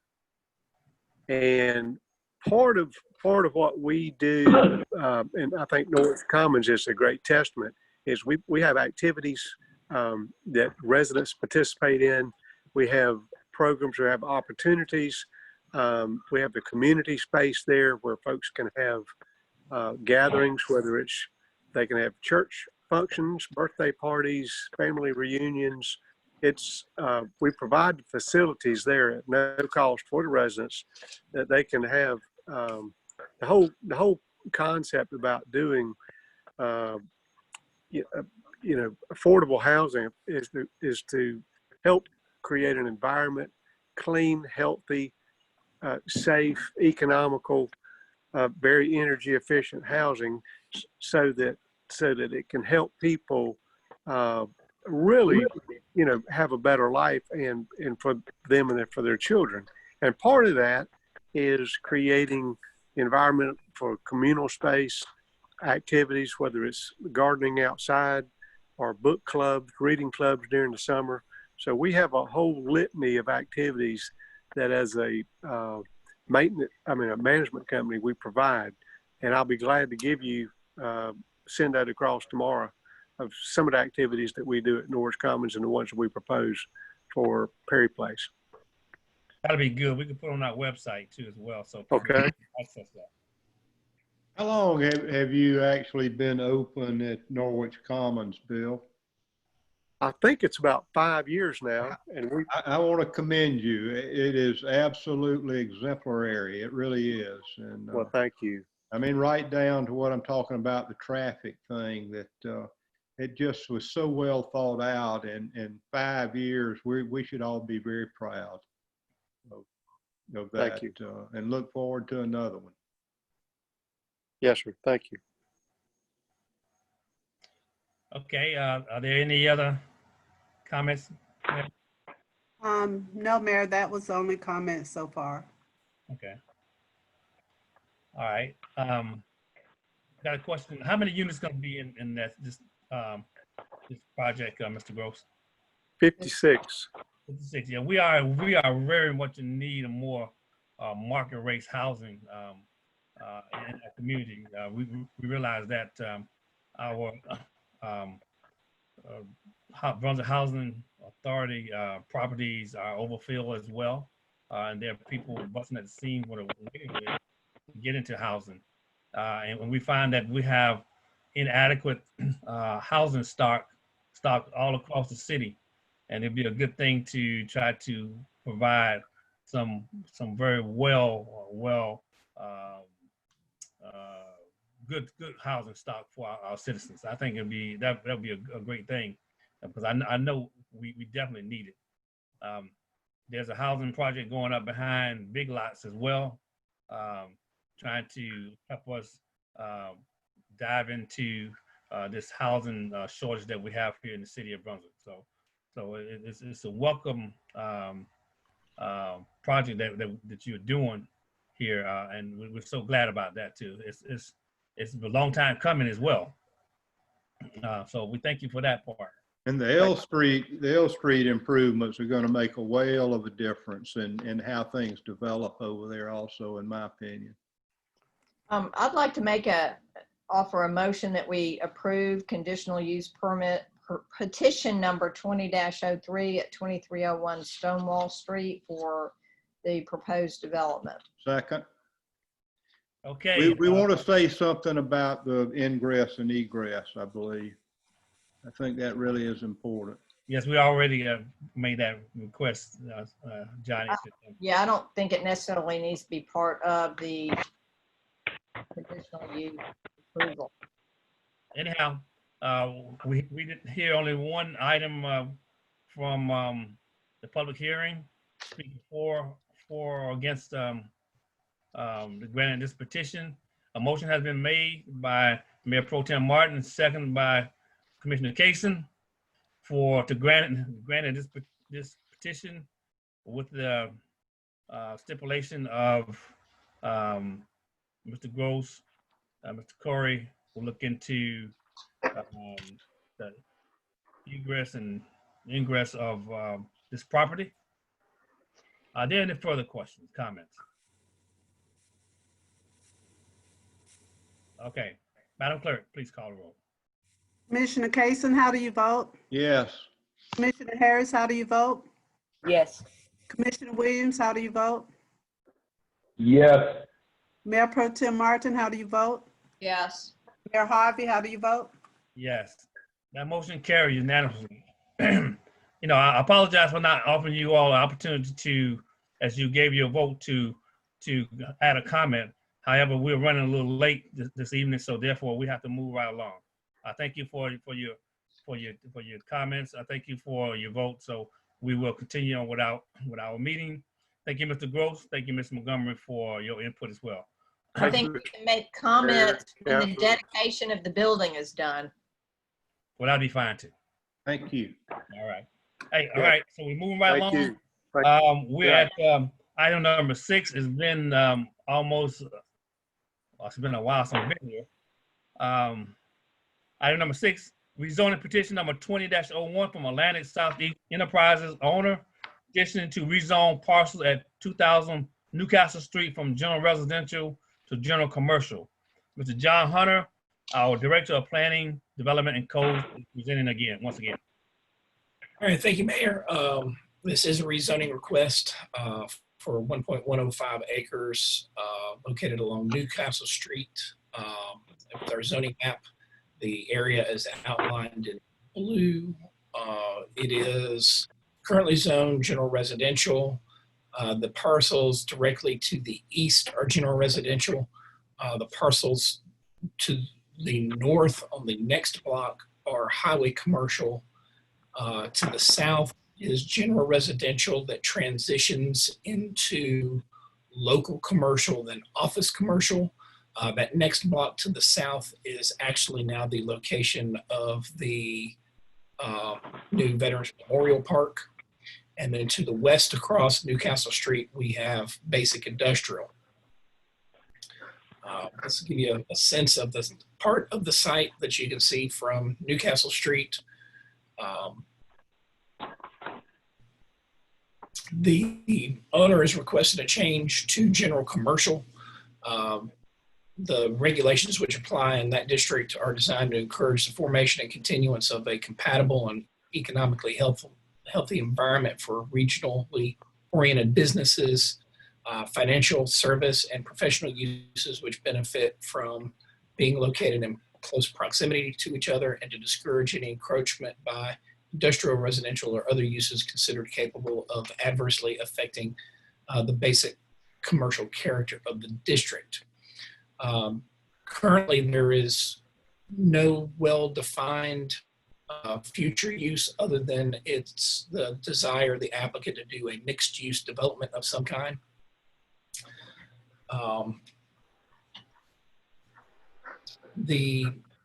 As I mentioned, the applicant does not define the future use beyond rezoning from general residential to general commercial to permit mixed-use development.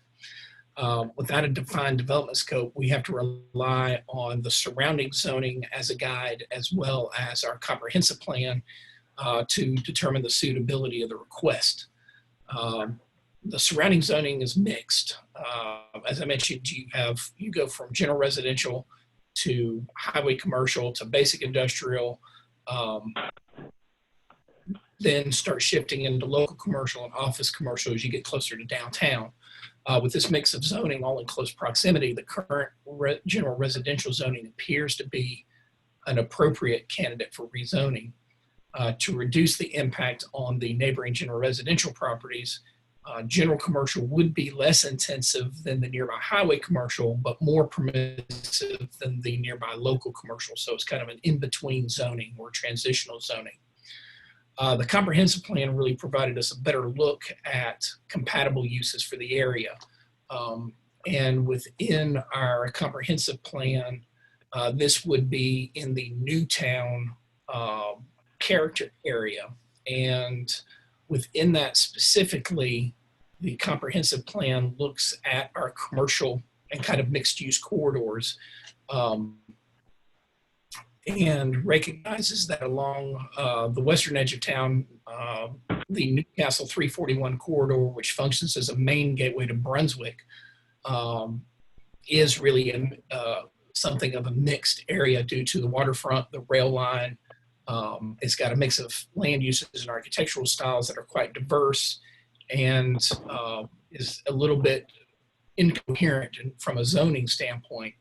Looking at the overall land uses for Newtown, this area was, if you look at appropriate land uses within our character area section for Newtown, the very last bullet mentions mixed use development along the Newcastle Street corridor south of P Street, which this is definitely an area that falls within that long range look of the comprehensive plan that was visioned as potentially going into more of a mixed use mode than it is currently. Staff recommends approval of the rezoning with the condition that the future development is mixed use in nature and compatible with the general residential area to the east across Newcastle Street Lane, and is consistent with the Newtown character area as described in the comprehensive plan. The Planning and Appeals Commission held a public hearing on this application on May 27th. Packed discussion centered around staff recommendations, potential impacts at the site, the surrounding zoning, and how this relates to the comprehensive plan. No one spoke for or against the petition during the public hearing. The PAC recommended approval of the staff recommendation to approve the rezoning with the condition that future development is mixed use in nature and compatible with the general residential area to the east across Newcastle Street Lane, and is consistent with the Newtown character area as described in the comprehensive plan. That summarizes the report. I know that there were a number of questions from Commissioner Martin that I sent back out to the group. One was clarifying my staff analysis, which unfortunately I'd cut and pasted the wrong material, so I updated that. There was also a question about why rezoning at this time when you don't necessarily know what the long range plan is going to be. Having a site plan or a full development plan is not a condition for a rezoning application. So therefore, that's it's not a requirement. I think it's helpful at times, but in some instances, you can be looking at rezoning property specifically just to foster a future new type development. So not having a site plan is not something that is unusual. With that, I don't have any other items to add. Michael Torres is here on the call and would be able to answer any more specific questions about the property and their long-range vision. But if you've got any questions for me, I'm happy to answer them. And Naomi, if you could unmute Michael Torres, that would be great. Oh, there we go. Hello.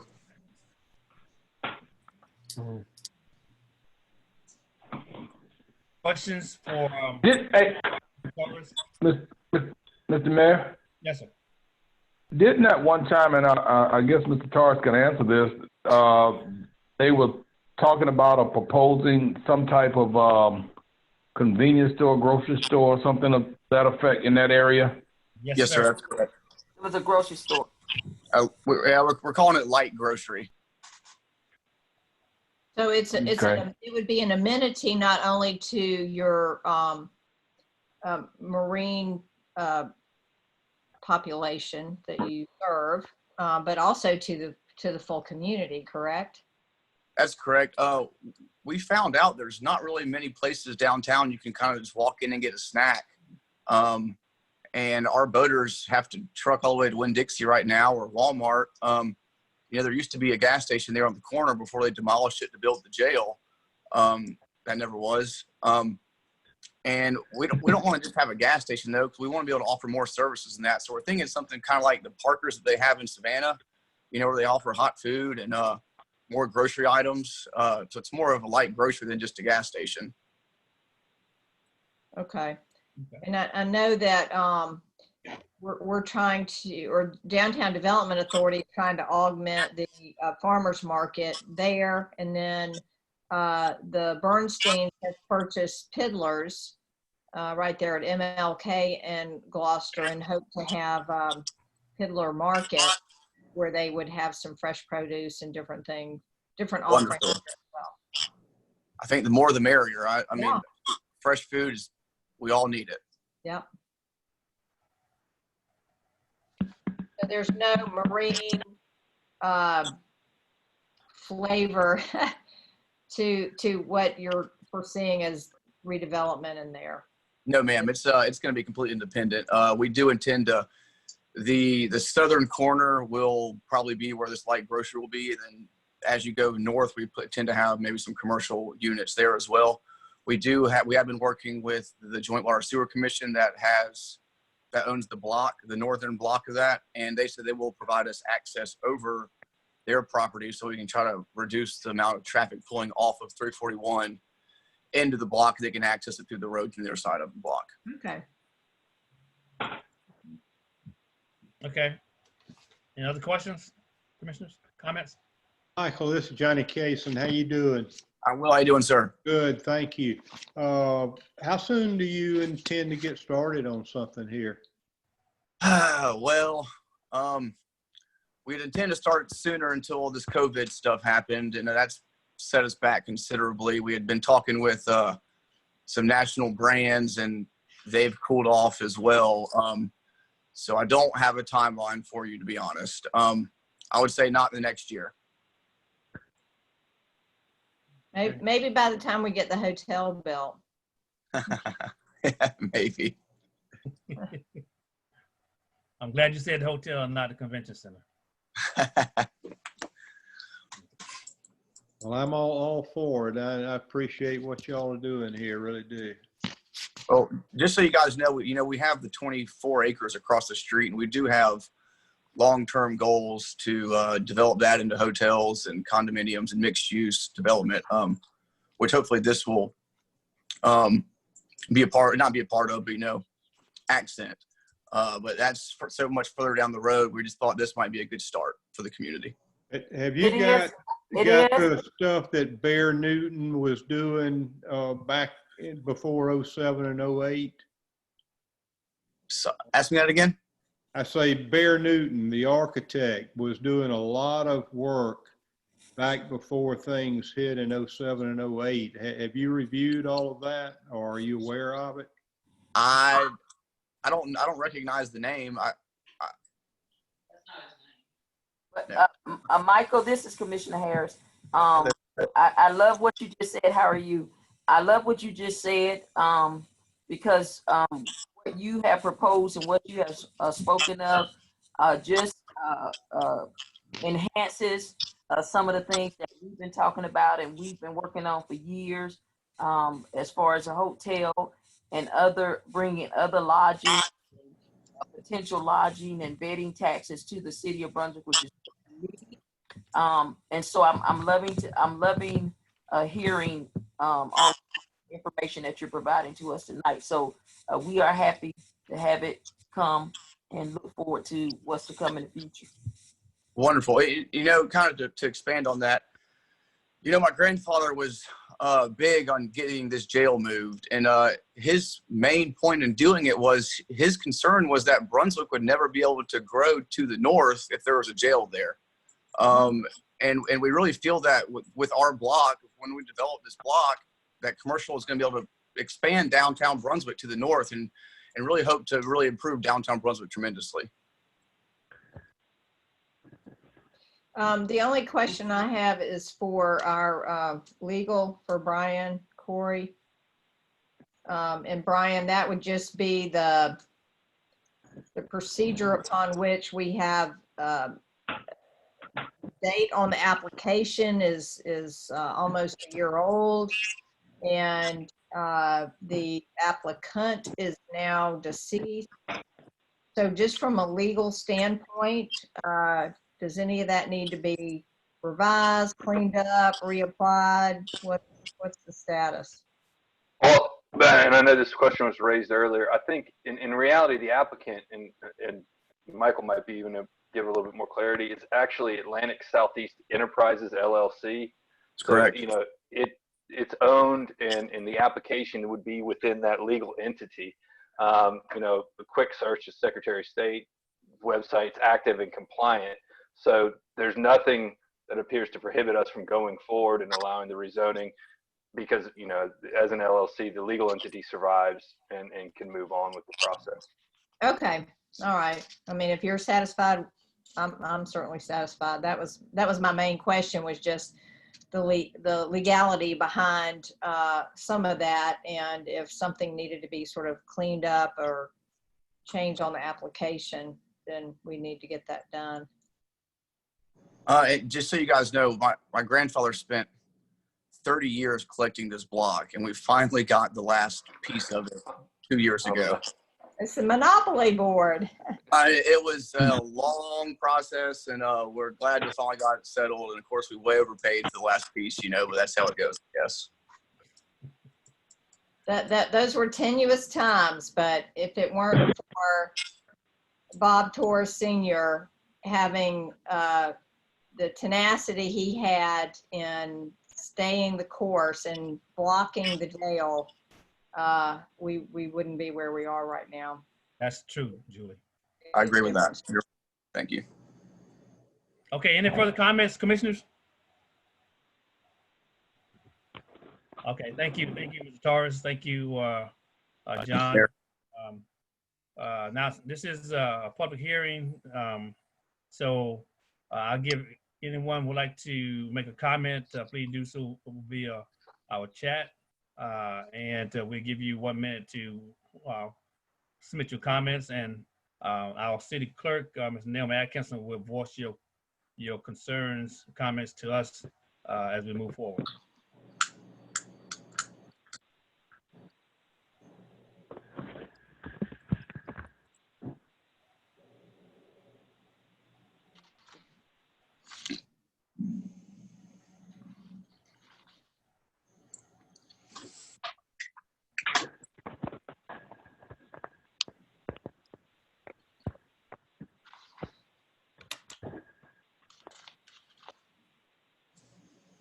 Mayor, no one has submitted a comment or question. Okay, no one submitted a comment. So therefore, commissioners, I entertain a motion for what we need to do with this petition. Mr. Mayor, I call for a motion that we approve rezoning petition 20-01 as presented. Second. Okay, properly motion second for the approval of petition number 20-01 as presented by our Director of Planning, Development, and Codes. Are there any further comments or questions? Yeah, I have one on page 4 under staff recommendation that it be stated that the future development is mixed use in nature and compatible with the general residential area and the new town character area. Does that need to be stated, Brian? Sorry, I was muted. The motion was the motion to approve the staff recommendation. No, the staff recommendation wasn't specifically mentioned. It was just approval of Presented. the Oh, as present. presented. I mean, you could amend the motion just to state that it'd be a motion to approve based on the staff recommendation included in the report. We said as presented, so presented was a staff recommendation. Commissioner Williams, what exactly did you state? What I stated was to be approved as presented, by Mr. Hunter, and he mentioned all those things in his presentation, all the recommendations from the staff. And from the pack, I think all of. Yeah. Commissioner Martin, did you add anything? No, I didn't have any additions to that. I just want to make sure we capture the staff recommendations as part of the approval.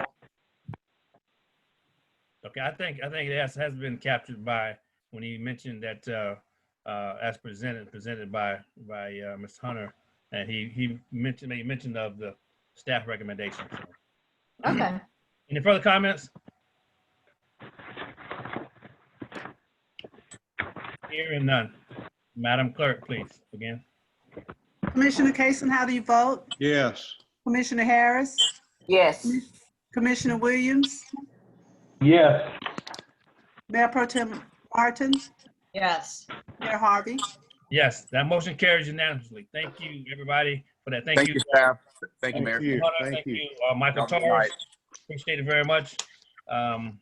So as we move forward, move right along, we have now come to item number 7, items to consider for approval. Let's try to move as quickly as we can. Consider approval of June 3rd, 2020 regular scheduled meeting minutes and June 8th, 2020 work session minutes. We'll take. I'll make a motion, we approve. the Second that motion. Okay. All right. All in favor, please say aye. Aye. All opposed? The same thing. Remember, Commissioner Williams, you were not privy to the work session meeting. Correct. Okay. All right. So I hope you abstain doing that one. Oh, All right. Item number 8. Consider approval of right of entry license agreement between the City of Brunswick and Gallagher Marine Systems, LLC, for utilization of the boat dock at Liberty Ship Park. This is Gary Aberson, our city engineer and public works director, is presented. Hey, yes, can you hear me? Yes, we can, sir. Okay. Yes. Actually, this item should have been pulled off the agenda. We submitted the agreement that you have in your packet. We presented that to Gallagher. We have not gotten a response from Gallagher, a counteroffer or any kind of response to know where they stand going forward. I know I've tried to contact them several times, as I think has Miss McDuffie. So, right now we don't have anything back from them, whether they will sign this agreement or if they're going to be looking for other terms in there, conditions in there. So, I guess there's not much sense in us approving this agreement if they're going to come back with different conditions. So we Okay. can discuss it if you want, but. I can entertain a motion to defer this to another meeting. I'll make a motion, we defer. Second. Motion second for deferment of this item until date certain, until the signing of agreement with Gallagher Marine System LLC before it come back before this commission. Any further discussion? Yes, I have a couple of points. In looking at this, I'm of the opinion that the dollar amounts were really out of line. On our part? Yes. Okay. And I think that in good faith, Gallagher is offering to help further improvements at Liberty Ship Park as part of, or on the back end of their license fee and their use of the facility. And we should spend a little bit more time trying to communicate that. I feel like we have upped the ante quite considerably based on these numbers, and that may be why they're no longer engaged. I mean, we way more than doubled what had been initially looked at. If you're talking about a lump sum payment of $45,000 and then another lump sum payment of $55,000, that's a huge chunk of money. So, it just look at what we charge for Mary Ross Park on a linear footage for dock space at the city dock. It's closer to $2.50 a foot, which if you rent for 30 days, that's $2,500 a month. It's, I just feel like we're gouging a bit. We need to really look at this again and be a little bit more realistic with what we're asking as far as a license fee, and then their willingness to do improvements to the dock that we want and we need and could use. I hope that makes sense.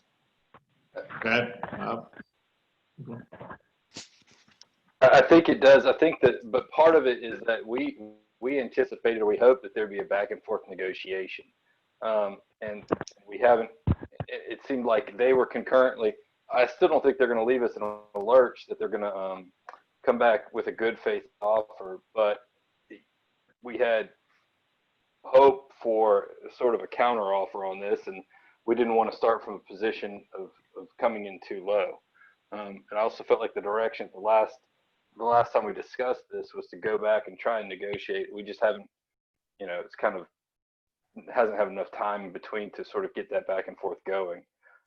Well, and I can appreciate that. And I think that things like this always boil down to communication and how you communicate and staying engaged and trying to work out the finer points of an agreement like this. And if we, I don't know who their spokesperson is and who their contact point is, but to the degree that we need to make sure we're fully engaged with them and we can continue a conversation, I think we need to.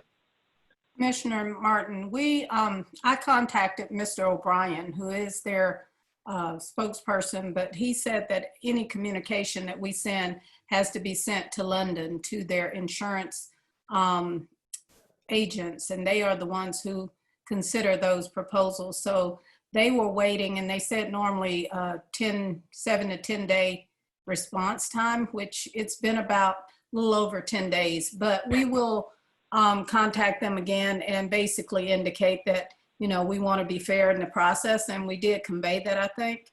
And they said they were looking at, they had some concerns about not having exclusive use of the dock. and also that they were going to be bringing in some larger items. So they had some concerns about some of the limitations that we had in terms of the size of boats. So that's some of the things that they conveyed, and we will, you know, I guess communicate to them and see where we are in the process.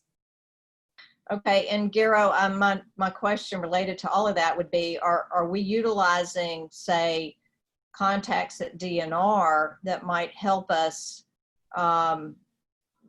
you know, have a better understanding of, you know, what their intended use is, and you know, can those needs be met? Are we being realistic? Are we not? I hate for us to shoot ourselves in the foot on this, but at the same time, you know, trying to keep some lines of communication open and finding the common ground that we have and trying to move forward with it.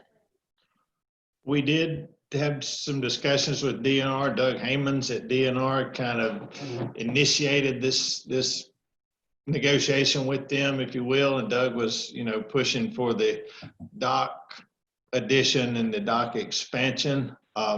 He's kind of turned that over to between the city and Gallagher, and kind of stepped back to wait and see how that plays out.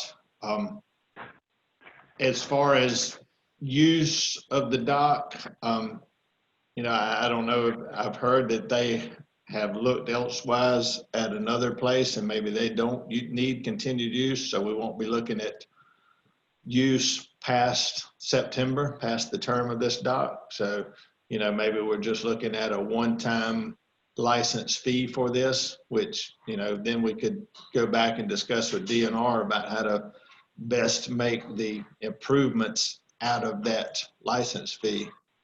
But, you know, I think things have changed a little bit from our first discussions with them, with the dock and the continued usage fee and that kind of thing. Okay, well, again, I hate to look a gift horse in the mouth, so to speak, and ruin an opportunity that we have that could be negotiated and worked out appropriately. And I mean, you know, here we are mid-June, so September is just a few months away, and which would be the end of a full first year of any sort of license fee lease agreement. So anyways, those are my thoughts and my concerns about that. Okay. But my thoughts are, when they presented the contract to us, we looked at it, and all five of us thought it was a little too low. So we thought maybe that we need to do something differently. So There was nothing in there for the park at all. right. So was all the we dock. submitted this back, and I think give it some time, as our city manager said, to find out when they should get back with us. And then if we need to modify it, we will do that, I think. You're dealing with an insurance company, and you're dealing with a long distance, and that takes time. But this is going to come from an insurance company. And I think we took a strong stance. I think we vetted this pretty good. I don't think it's any use in us keep on going back and forth on this. I like what everybody else has said. But also we need to look and see, because I think we were slotted for a 3-hour meeting, and I just got to notice that we're getting very close to it. Yeah, we're getting closer. I know we are. I'm with it.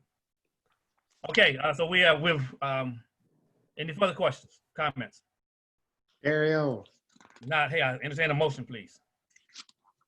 I think there's a motion and a second on the table. There was a motion to defer. Oh, I'm sorry, motion, you're right, to defer. Okay, all right. Well, all in favor of deferring, please say aye. Aye. Aye. All right, and I said aye too. So therefore, that motion carries unanimously to defer it to the next date certain, from when we should hear back from Gallagher Marine Systems LLC. Thank you, everybody. Therefore, item number 9, consider approval of contract with MB3 Enterprises LLC for mowing and ground maintenance at the 3 city cemeteries. Mr. Albertson, you are presenting again. All right. As you know, we use prison labor, Department of Corrections crew to help with our cemetery mowing, upkeep of all 3 cemeteries. We have not had those crews since about mid-March, going on about 3 months now. Several weeks ago, we realized that we were not able to keep up with the mowing out there with our crews. Got to doing some cost analysis, realized between the crews, we provide their transportation back and forth, their equipment, their fuel, and everything. It costs us about $112,000 a year for mowing and grounds maintenance of those cemeteries. So we went and we decided to get some pricing, and we did, and started to realize that maybe we could contract that out and save a little money. So ended up going further and putting it out for proposals, putting out RFP. We got 3 proposals back. The lowest of those is from the MB3 Enterprises for $90,000 to maintain the mowing and grounds maintenance of all 3 cemeteries twice a month throughout the year, beginning July 1st through June 30th of next year. We have had discussions with MB3. We feel like they understand that it's a much larger job. It is a very large job. They're going to have to ramp up their staff levels. They're going to have to purchase some equipment, and we're confident that they understand that. So, you know, we would recommend going forward with them to for mowing of our cemeteries at $90,000. This is a 1-year agreement. And there's 2 optional years. If we decide they're doing a good job and we want to continue them, there's a 1.5% price increase built in there we can roll over. If we're not happy at the end of that, we can put it out to bid or go back with Department of Corrections crews or look at other options. But we would recommend moving forward with them in this first year and contract out the mowing. So how many employees do you have, Garrow, in the cemetery right now? We have 3 employees dedicated to the cemeteries. And they're going to stay? If we hire MB3 to do that, they will stay for grave digging, opening, closing of graves, and that kind of thing, which is about half of their time. The other half of their time, which they typically spend on mowing and weed eating and that kind of stuff, we can move them to a ditch crew or a streets crew or another crew, which will help us out on those crews, help us keeping sidewalks, right-of-ways mowed, and that kind of thing. This really doesn't include any picking up of limbs and that sort of thing that I see. There'll be some, just, run-of-the-mill random limbs they'll pick up as they go. It does not include storm debris cleanup and that kind of thing. I mean, you could have wind like we've had in the last 4 weeks, and you've got palm fronds, I mean, it looks like a disaster zone out there. Right. And we may have to put our cemetery guys out there, for a day or so, pick up that kind of thing. But typically this is going to be mowing, and trimming, and blowing. We're going to make sure they're not mowing around stuff. I mean, that's what I'm concerned with. And I think they're a very good company, Johnny. I really do. I've witnessed their work. Say what? I'm sorry, I didn't hear you. I say I think they're a very good company. I witnessed some of their work. Oh, I'm not doubting that. I'm doubting us is what I'm doubting. I don't doubt that one bit. No, I know how it's been out there, and I want to be sure that we get it right. I mean, we're thinking about paving some of those streets too. I don't think we gotten all those paved yet either. So no, we don't. But let's get the debris and the limbs up. Be sure, Garrow, that happens. I mean, and again, it's windshield supervision at the best out there, and that's what's really and truly got to improve. Whoever's in charge out there has got to do better than the windshield. It might even. I got a question, Garo. Yes, sir. My question is, MB3, they gave a couple of references here, but these all seem to be residential. Do they have any commercial customers or businesses that they take care of, like, say, for instance, housing projects or not housing projects, but, apartment complexes or hospital or any places like that?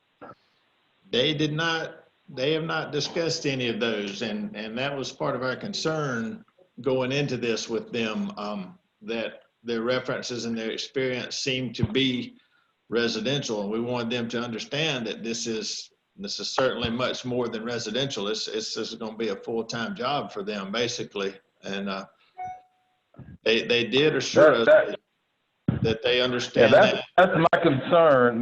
My concern would be that, are they capable of handling the magnitude of work that is going to be required? Because as we all know, and I drove by the cemetery today, and I was in the cemetery today, and the grass is high right now in Greenwood, and I know I didn't really go to Palmetto or the other cemetery, but it's going to take quite a bit of work just to get things in some type of condition to be maintained for an extended period. I think, Commissioner, I think they should be able to give the opportunity to be able to do that. I think, as Garo mentioned about the equipment that they plan on purchasing to do some of these things, being that they are business, to give an opportunity. I don't have a problem at all with giving them an opportunity to do it. I just want them to be aware, and I want us to be aware that it may take some time for them to I guess the word I would use is to come into shape to handle this type of situation if they've not done it in the past at a commercial level. I say this. I'm aboard of giving people an opportunity, but I want to put this plug in. When we have other businesses come before us who have not had the experience, we need to be considerate in the same manner. I agree. Yeah. So I'm making note, and I'm putting a pin right here in this meeting and this agreement, that we do understand that this company does not have the commercial experience. So when we have other proposals come before us of small businesses, minority or otherwise, that don't have the experience, I'm putting a pin right here. Sure. Okay. Yeah, that's my big concern is just, we are a commercial account. They didn't provide any references that are on the same caliber. And if before we sign a 1-year lease, I would like some sort of a provision in there that, if there's a 2 or 3 month, I hate to use the word probationary period, but for lack of anything better, something that gives us an opportunity to help them get ramped up. If it's not apparent that it's going to happen, we don't want to continue for a whole year. Commissioner, we're going into the summer, and a 2 or 3 month period. With the crew that we had, with the from the prisons and all of that, and the staff that we had from the city, they weren't able to keep up. So I would agree with the 1 year agreement to give them an opportunity to prove themselves, and hopefully they will be able to hire additional employees if needed, or whatever they need to do, get additional equipment as needed, and be able to fulfill the contract. So, 3 months, I don't think, anybody would, even a major company couldn't come in here that has commercial accounts and straighten all of this stuff out in 3 months. I don't see it happening. Well, I thought that when we discussed this in Finance Committee, we addressed our concerns as far as their inexperience, and we asked that this contract be thoroughly vetted by our city attorney to make sure that Right. if these contingencies were to come up, that we have our able to move forward as we need to move forward if that comes about. I do remember discussing that in finance committee. So We did. I give way to the city attorney to make sure that this this contract was vetted. Gareth sent me everything. I helped draft the actual contract that's located at the end of your packet. It is a 1-year term. Honestly, until hearing the concerns tonight, I was not aware of any of these concerns, but it calls for a 1-year term and we can elect 30 days prior to the end of the term to cancel it. However, in light of what the discussion is tonight, it might be best that while it states that it's a 1-year term, we might say that contract may be canceled by either party. At least 30 days period, meaning we could cancel the contract during any portion of the term.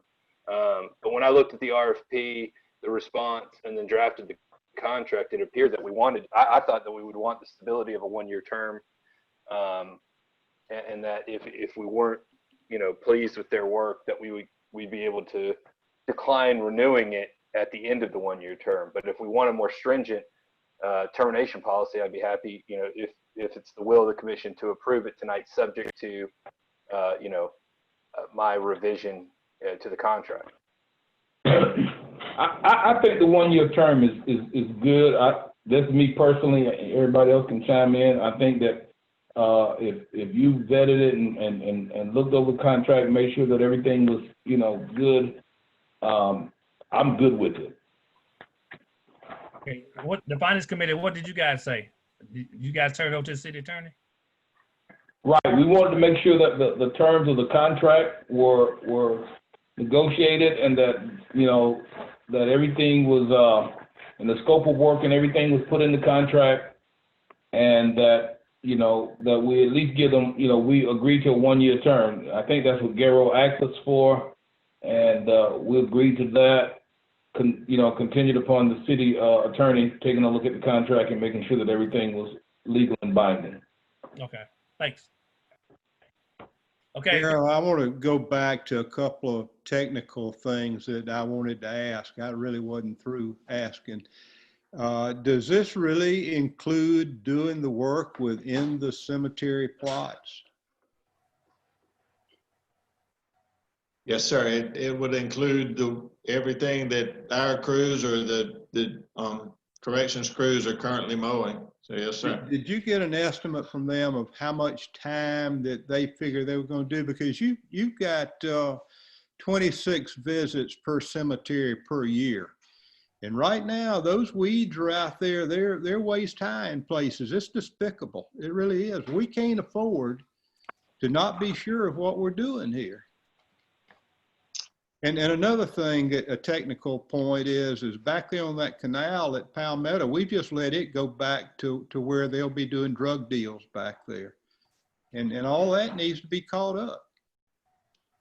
Right, like Commissioner Williams said, it's going to take some time to get It was caught up all on cleared it. back there, every bit of it, and now we just let it go back. It It concerns me.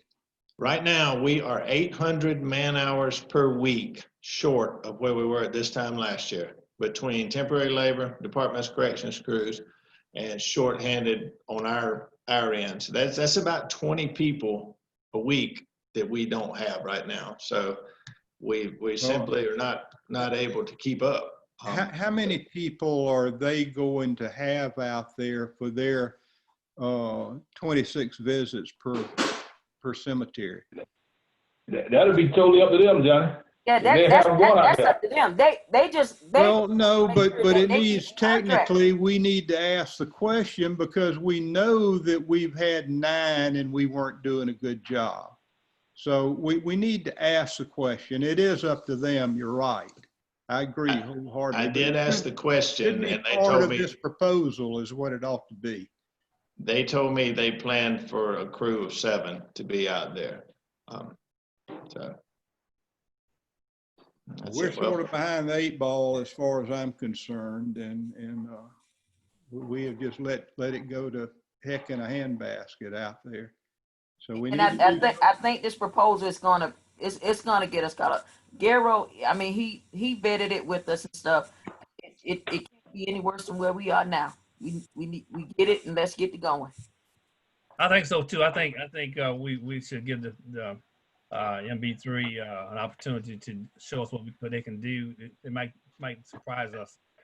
We had the prison crew, and we talked so disingenuous to the prison crew in our last meeting about their performance. So therefore, this performance by MB3 may be something that we're looking for anyhow. Maybe the best thing. Sure. I'm not saying it isn't. How soon are they going to start, Gareth? this will become effective July 1. So what are we going to do between now and July 1? We're going to put our crews in there and try to keep up as best we can. We've had crews in there every weekend. My opinion is we should have done that a long time ago. That's my opinion, and we didn't do it. But I'll make the motion to approve the agreement, and let's get it going. Well, I'll second. Okay, motion second. Comments, Julie? yeah, I had a question, and that would be on both sides of the table for MB3 as well as the city. In conversation with Brian Corey, do we need to have something in there that either party can cancel the contract with 30 days notice or some sort of notice? Because they may realize they're way over their head too, and they need an out. I mean, it works both ways. So At present, the way it is written is that either party can provide notice 30 days prior to the end of the first term. right. So that was with the understanding that we would need a year term probably to get this going.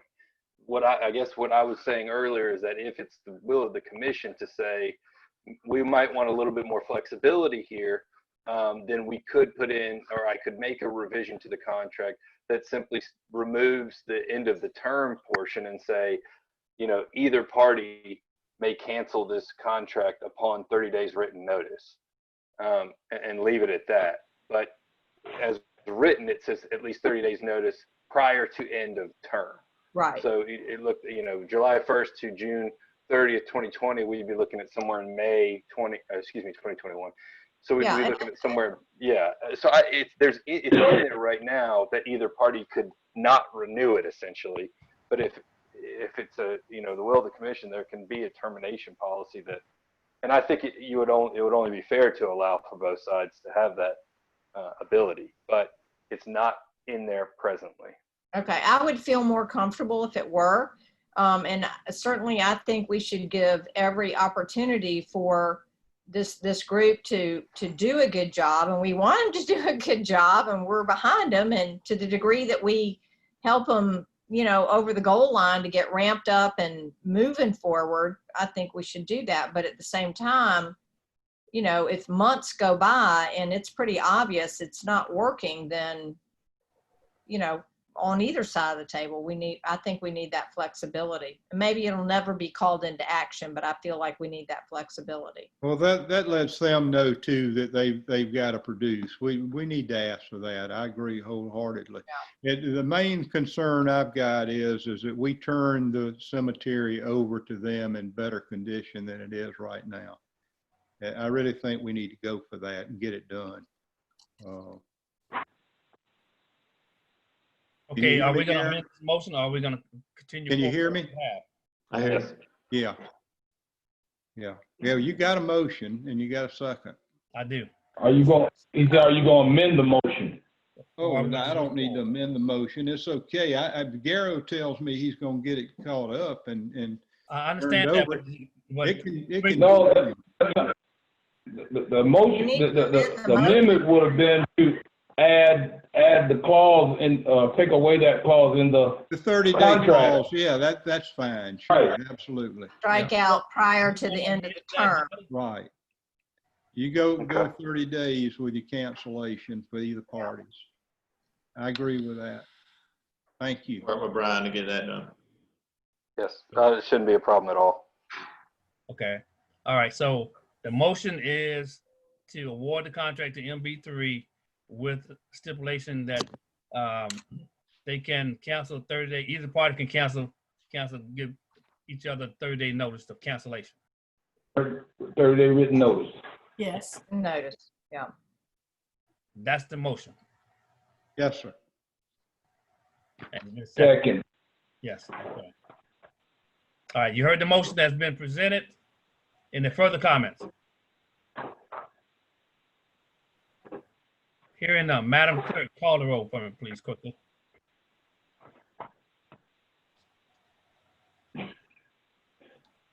Well, I lost our clerk. I'm sorry, Commissioner Casey, how do you vote? Yes. Commissioner Harris, how do you vote? Yes. Commissioner Williams, how do you vote? Yes. Mayor Pro Tem Martin, how do you vote? Yes. Mayor Harvey, how do you vote? yes, that motion carries unanimously. Thank you. Thank you for it all. Okay, now I we're do down. have one other question. What's going to happen with all the equipment we've got out there right now, Garrett? We will use that in streets and for other mowing areas. Okay. But You got keep a it working. van? You got a van that we provide the Yes, sir. crew? What's going to happen with the van? We will probably save it as a backup for the other two corrections crews. Okay, good deal. Thank you. Mr. City Attorney, we have a couple items of yours. I know we're still working on one. Are there any other items that we can wait or Yes. refer to our next meeting, or do we need to carry through it all of them?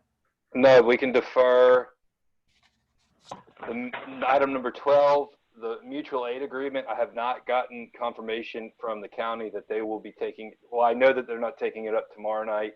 They are still taking it under consideration. Okay. We can defer the tree ordinance as it's just a discussion item tonight, and I can bring it back on during the first meeting in July, if that's the will of the commission. We defer that one too. Okay. Okay. I'll make a motion. We defer item 12 and 14. Second. Second. Motion second to defer item 12 and 13. All in favor, please say aye. Aye. 12 and 14. Aye. 12 and 14. 12 and 14. Okay. We Aye. defer to our next meeting.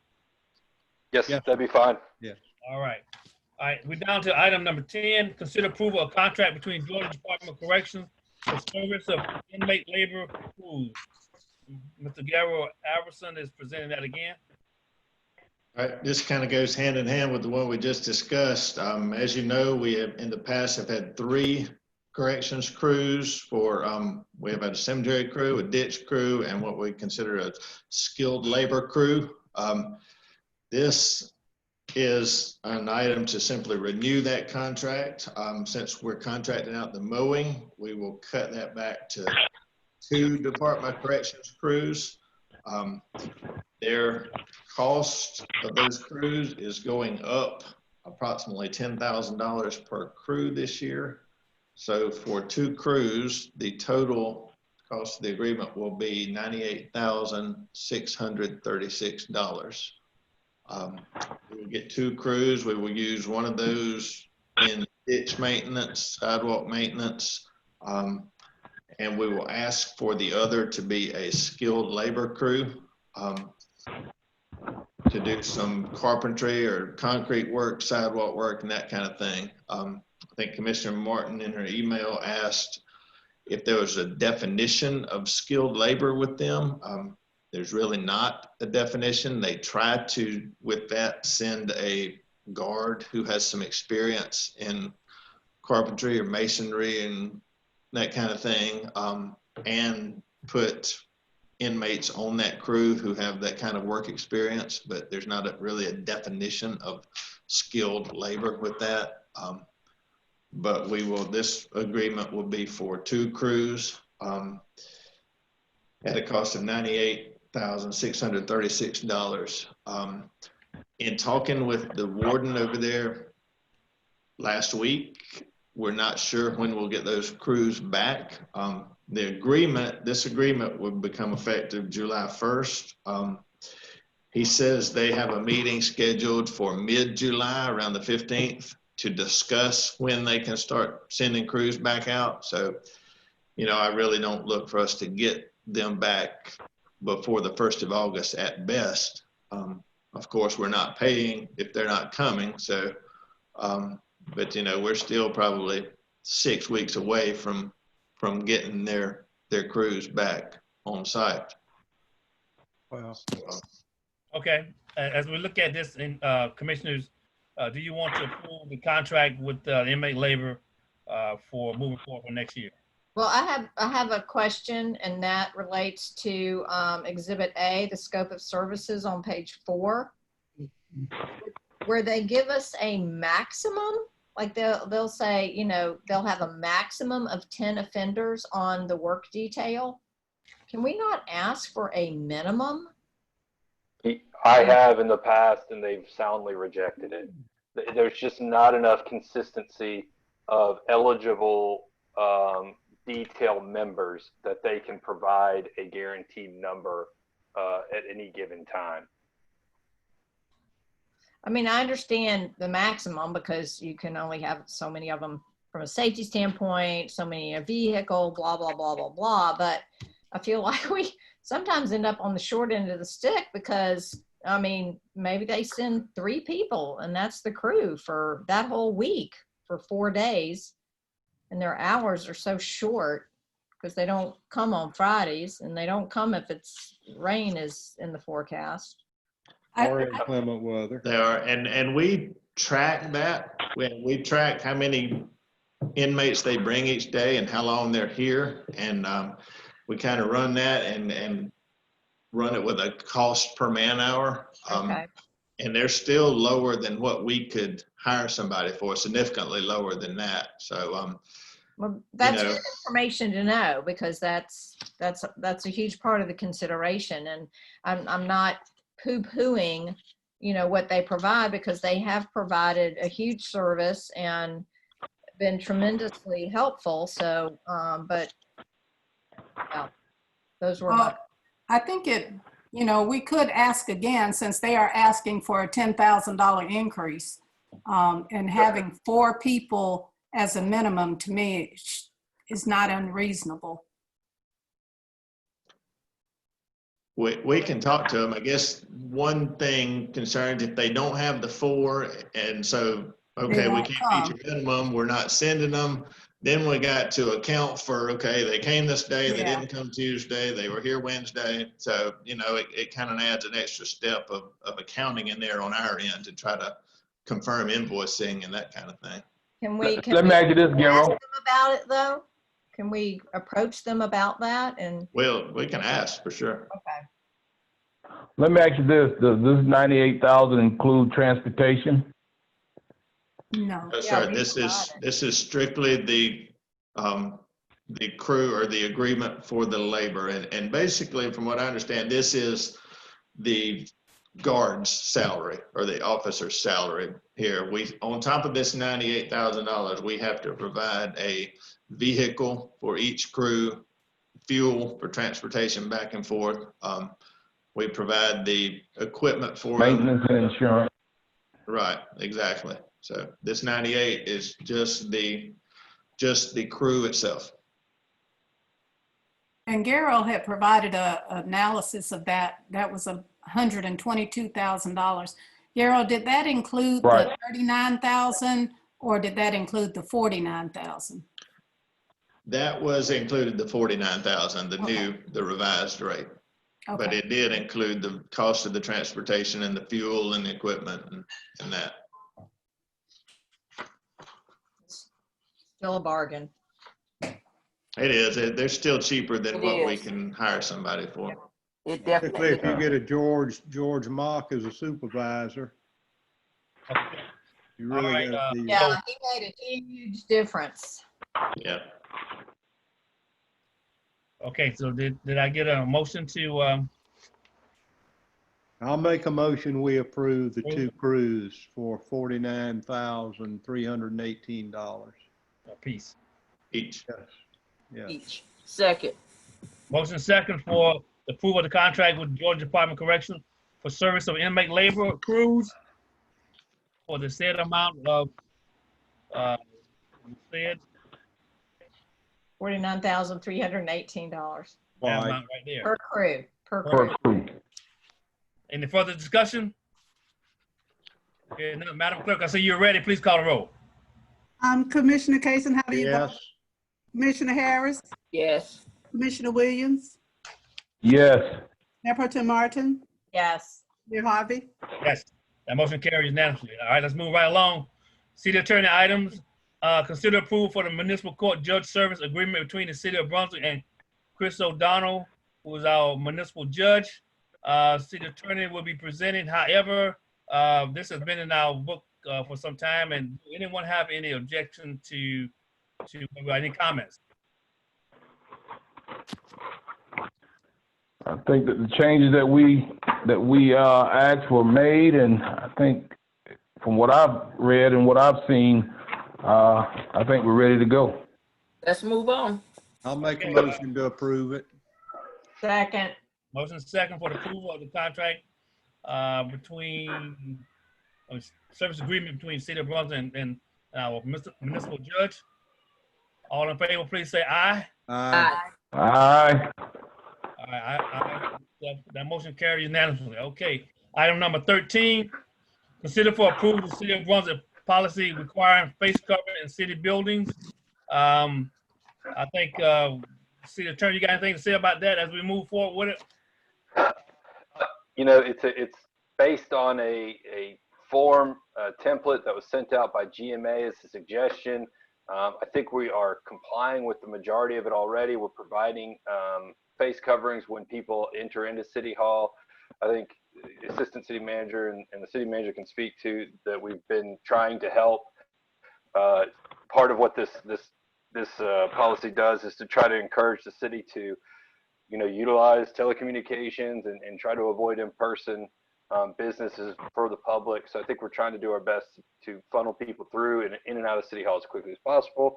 We also had municipal court this morning, and we had everyone wear face masks, funneled them through the court as quickly as possible, and provided hand sanitizer. So I think this is a model policy. I think it's probably something we can revisit when some more restrictions are lifted, but it was something sent down from GMA as a suggestion to. Okay, thank you, sir. Thank you.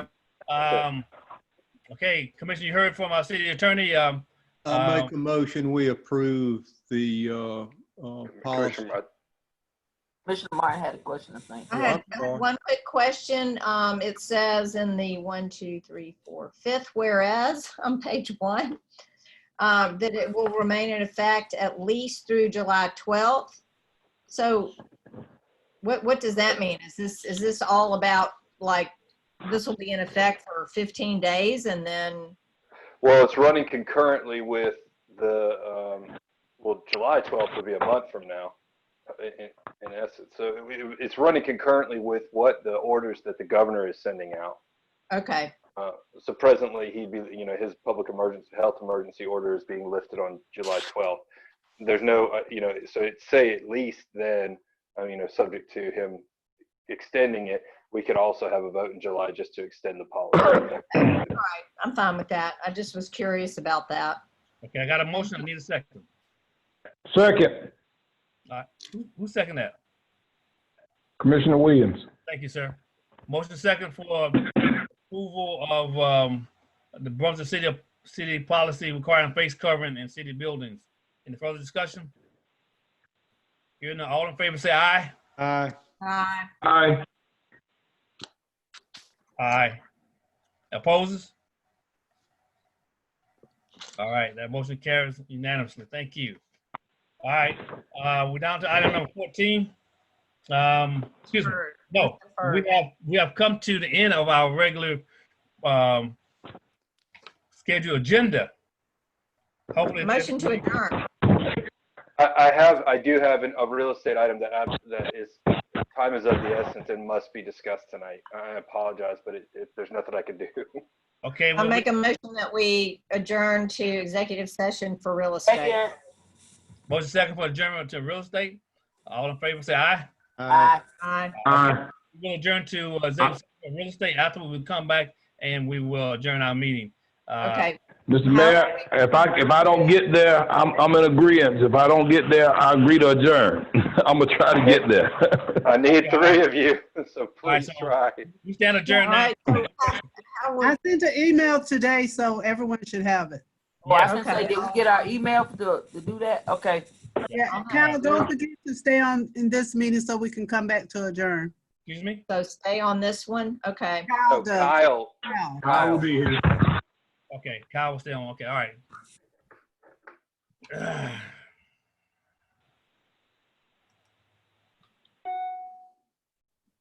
It says stay on this one. Mm-hmm. No, just Kyle. Are we supposed to leave? Yeah, leave and go to the email I sent you for executive session. Leave, okay. What time did you send that email? Let me hold on a second. I'll pull it up. All right. I sent that today at 1:02. Well, thank you. You're welcome. Got it. Okay. All righty.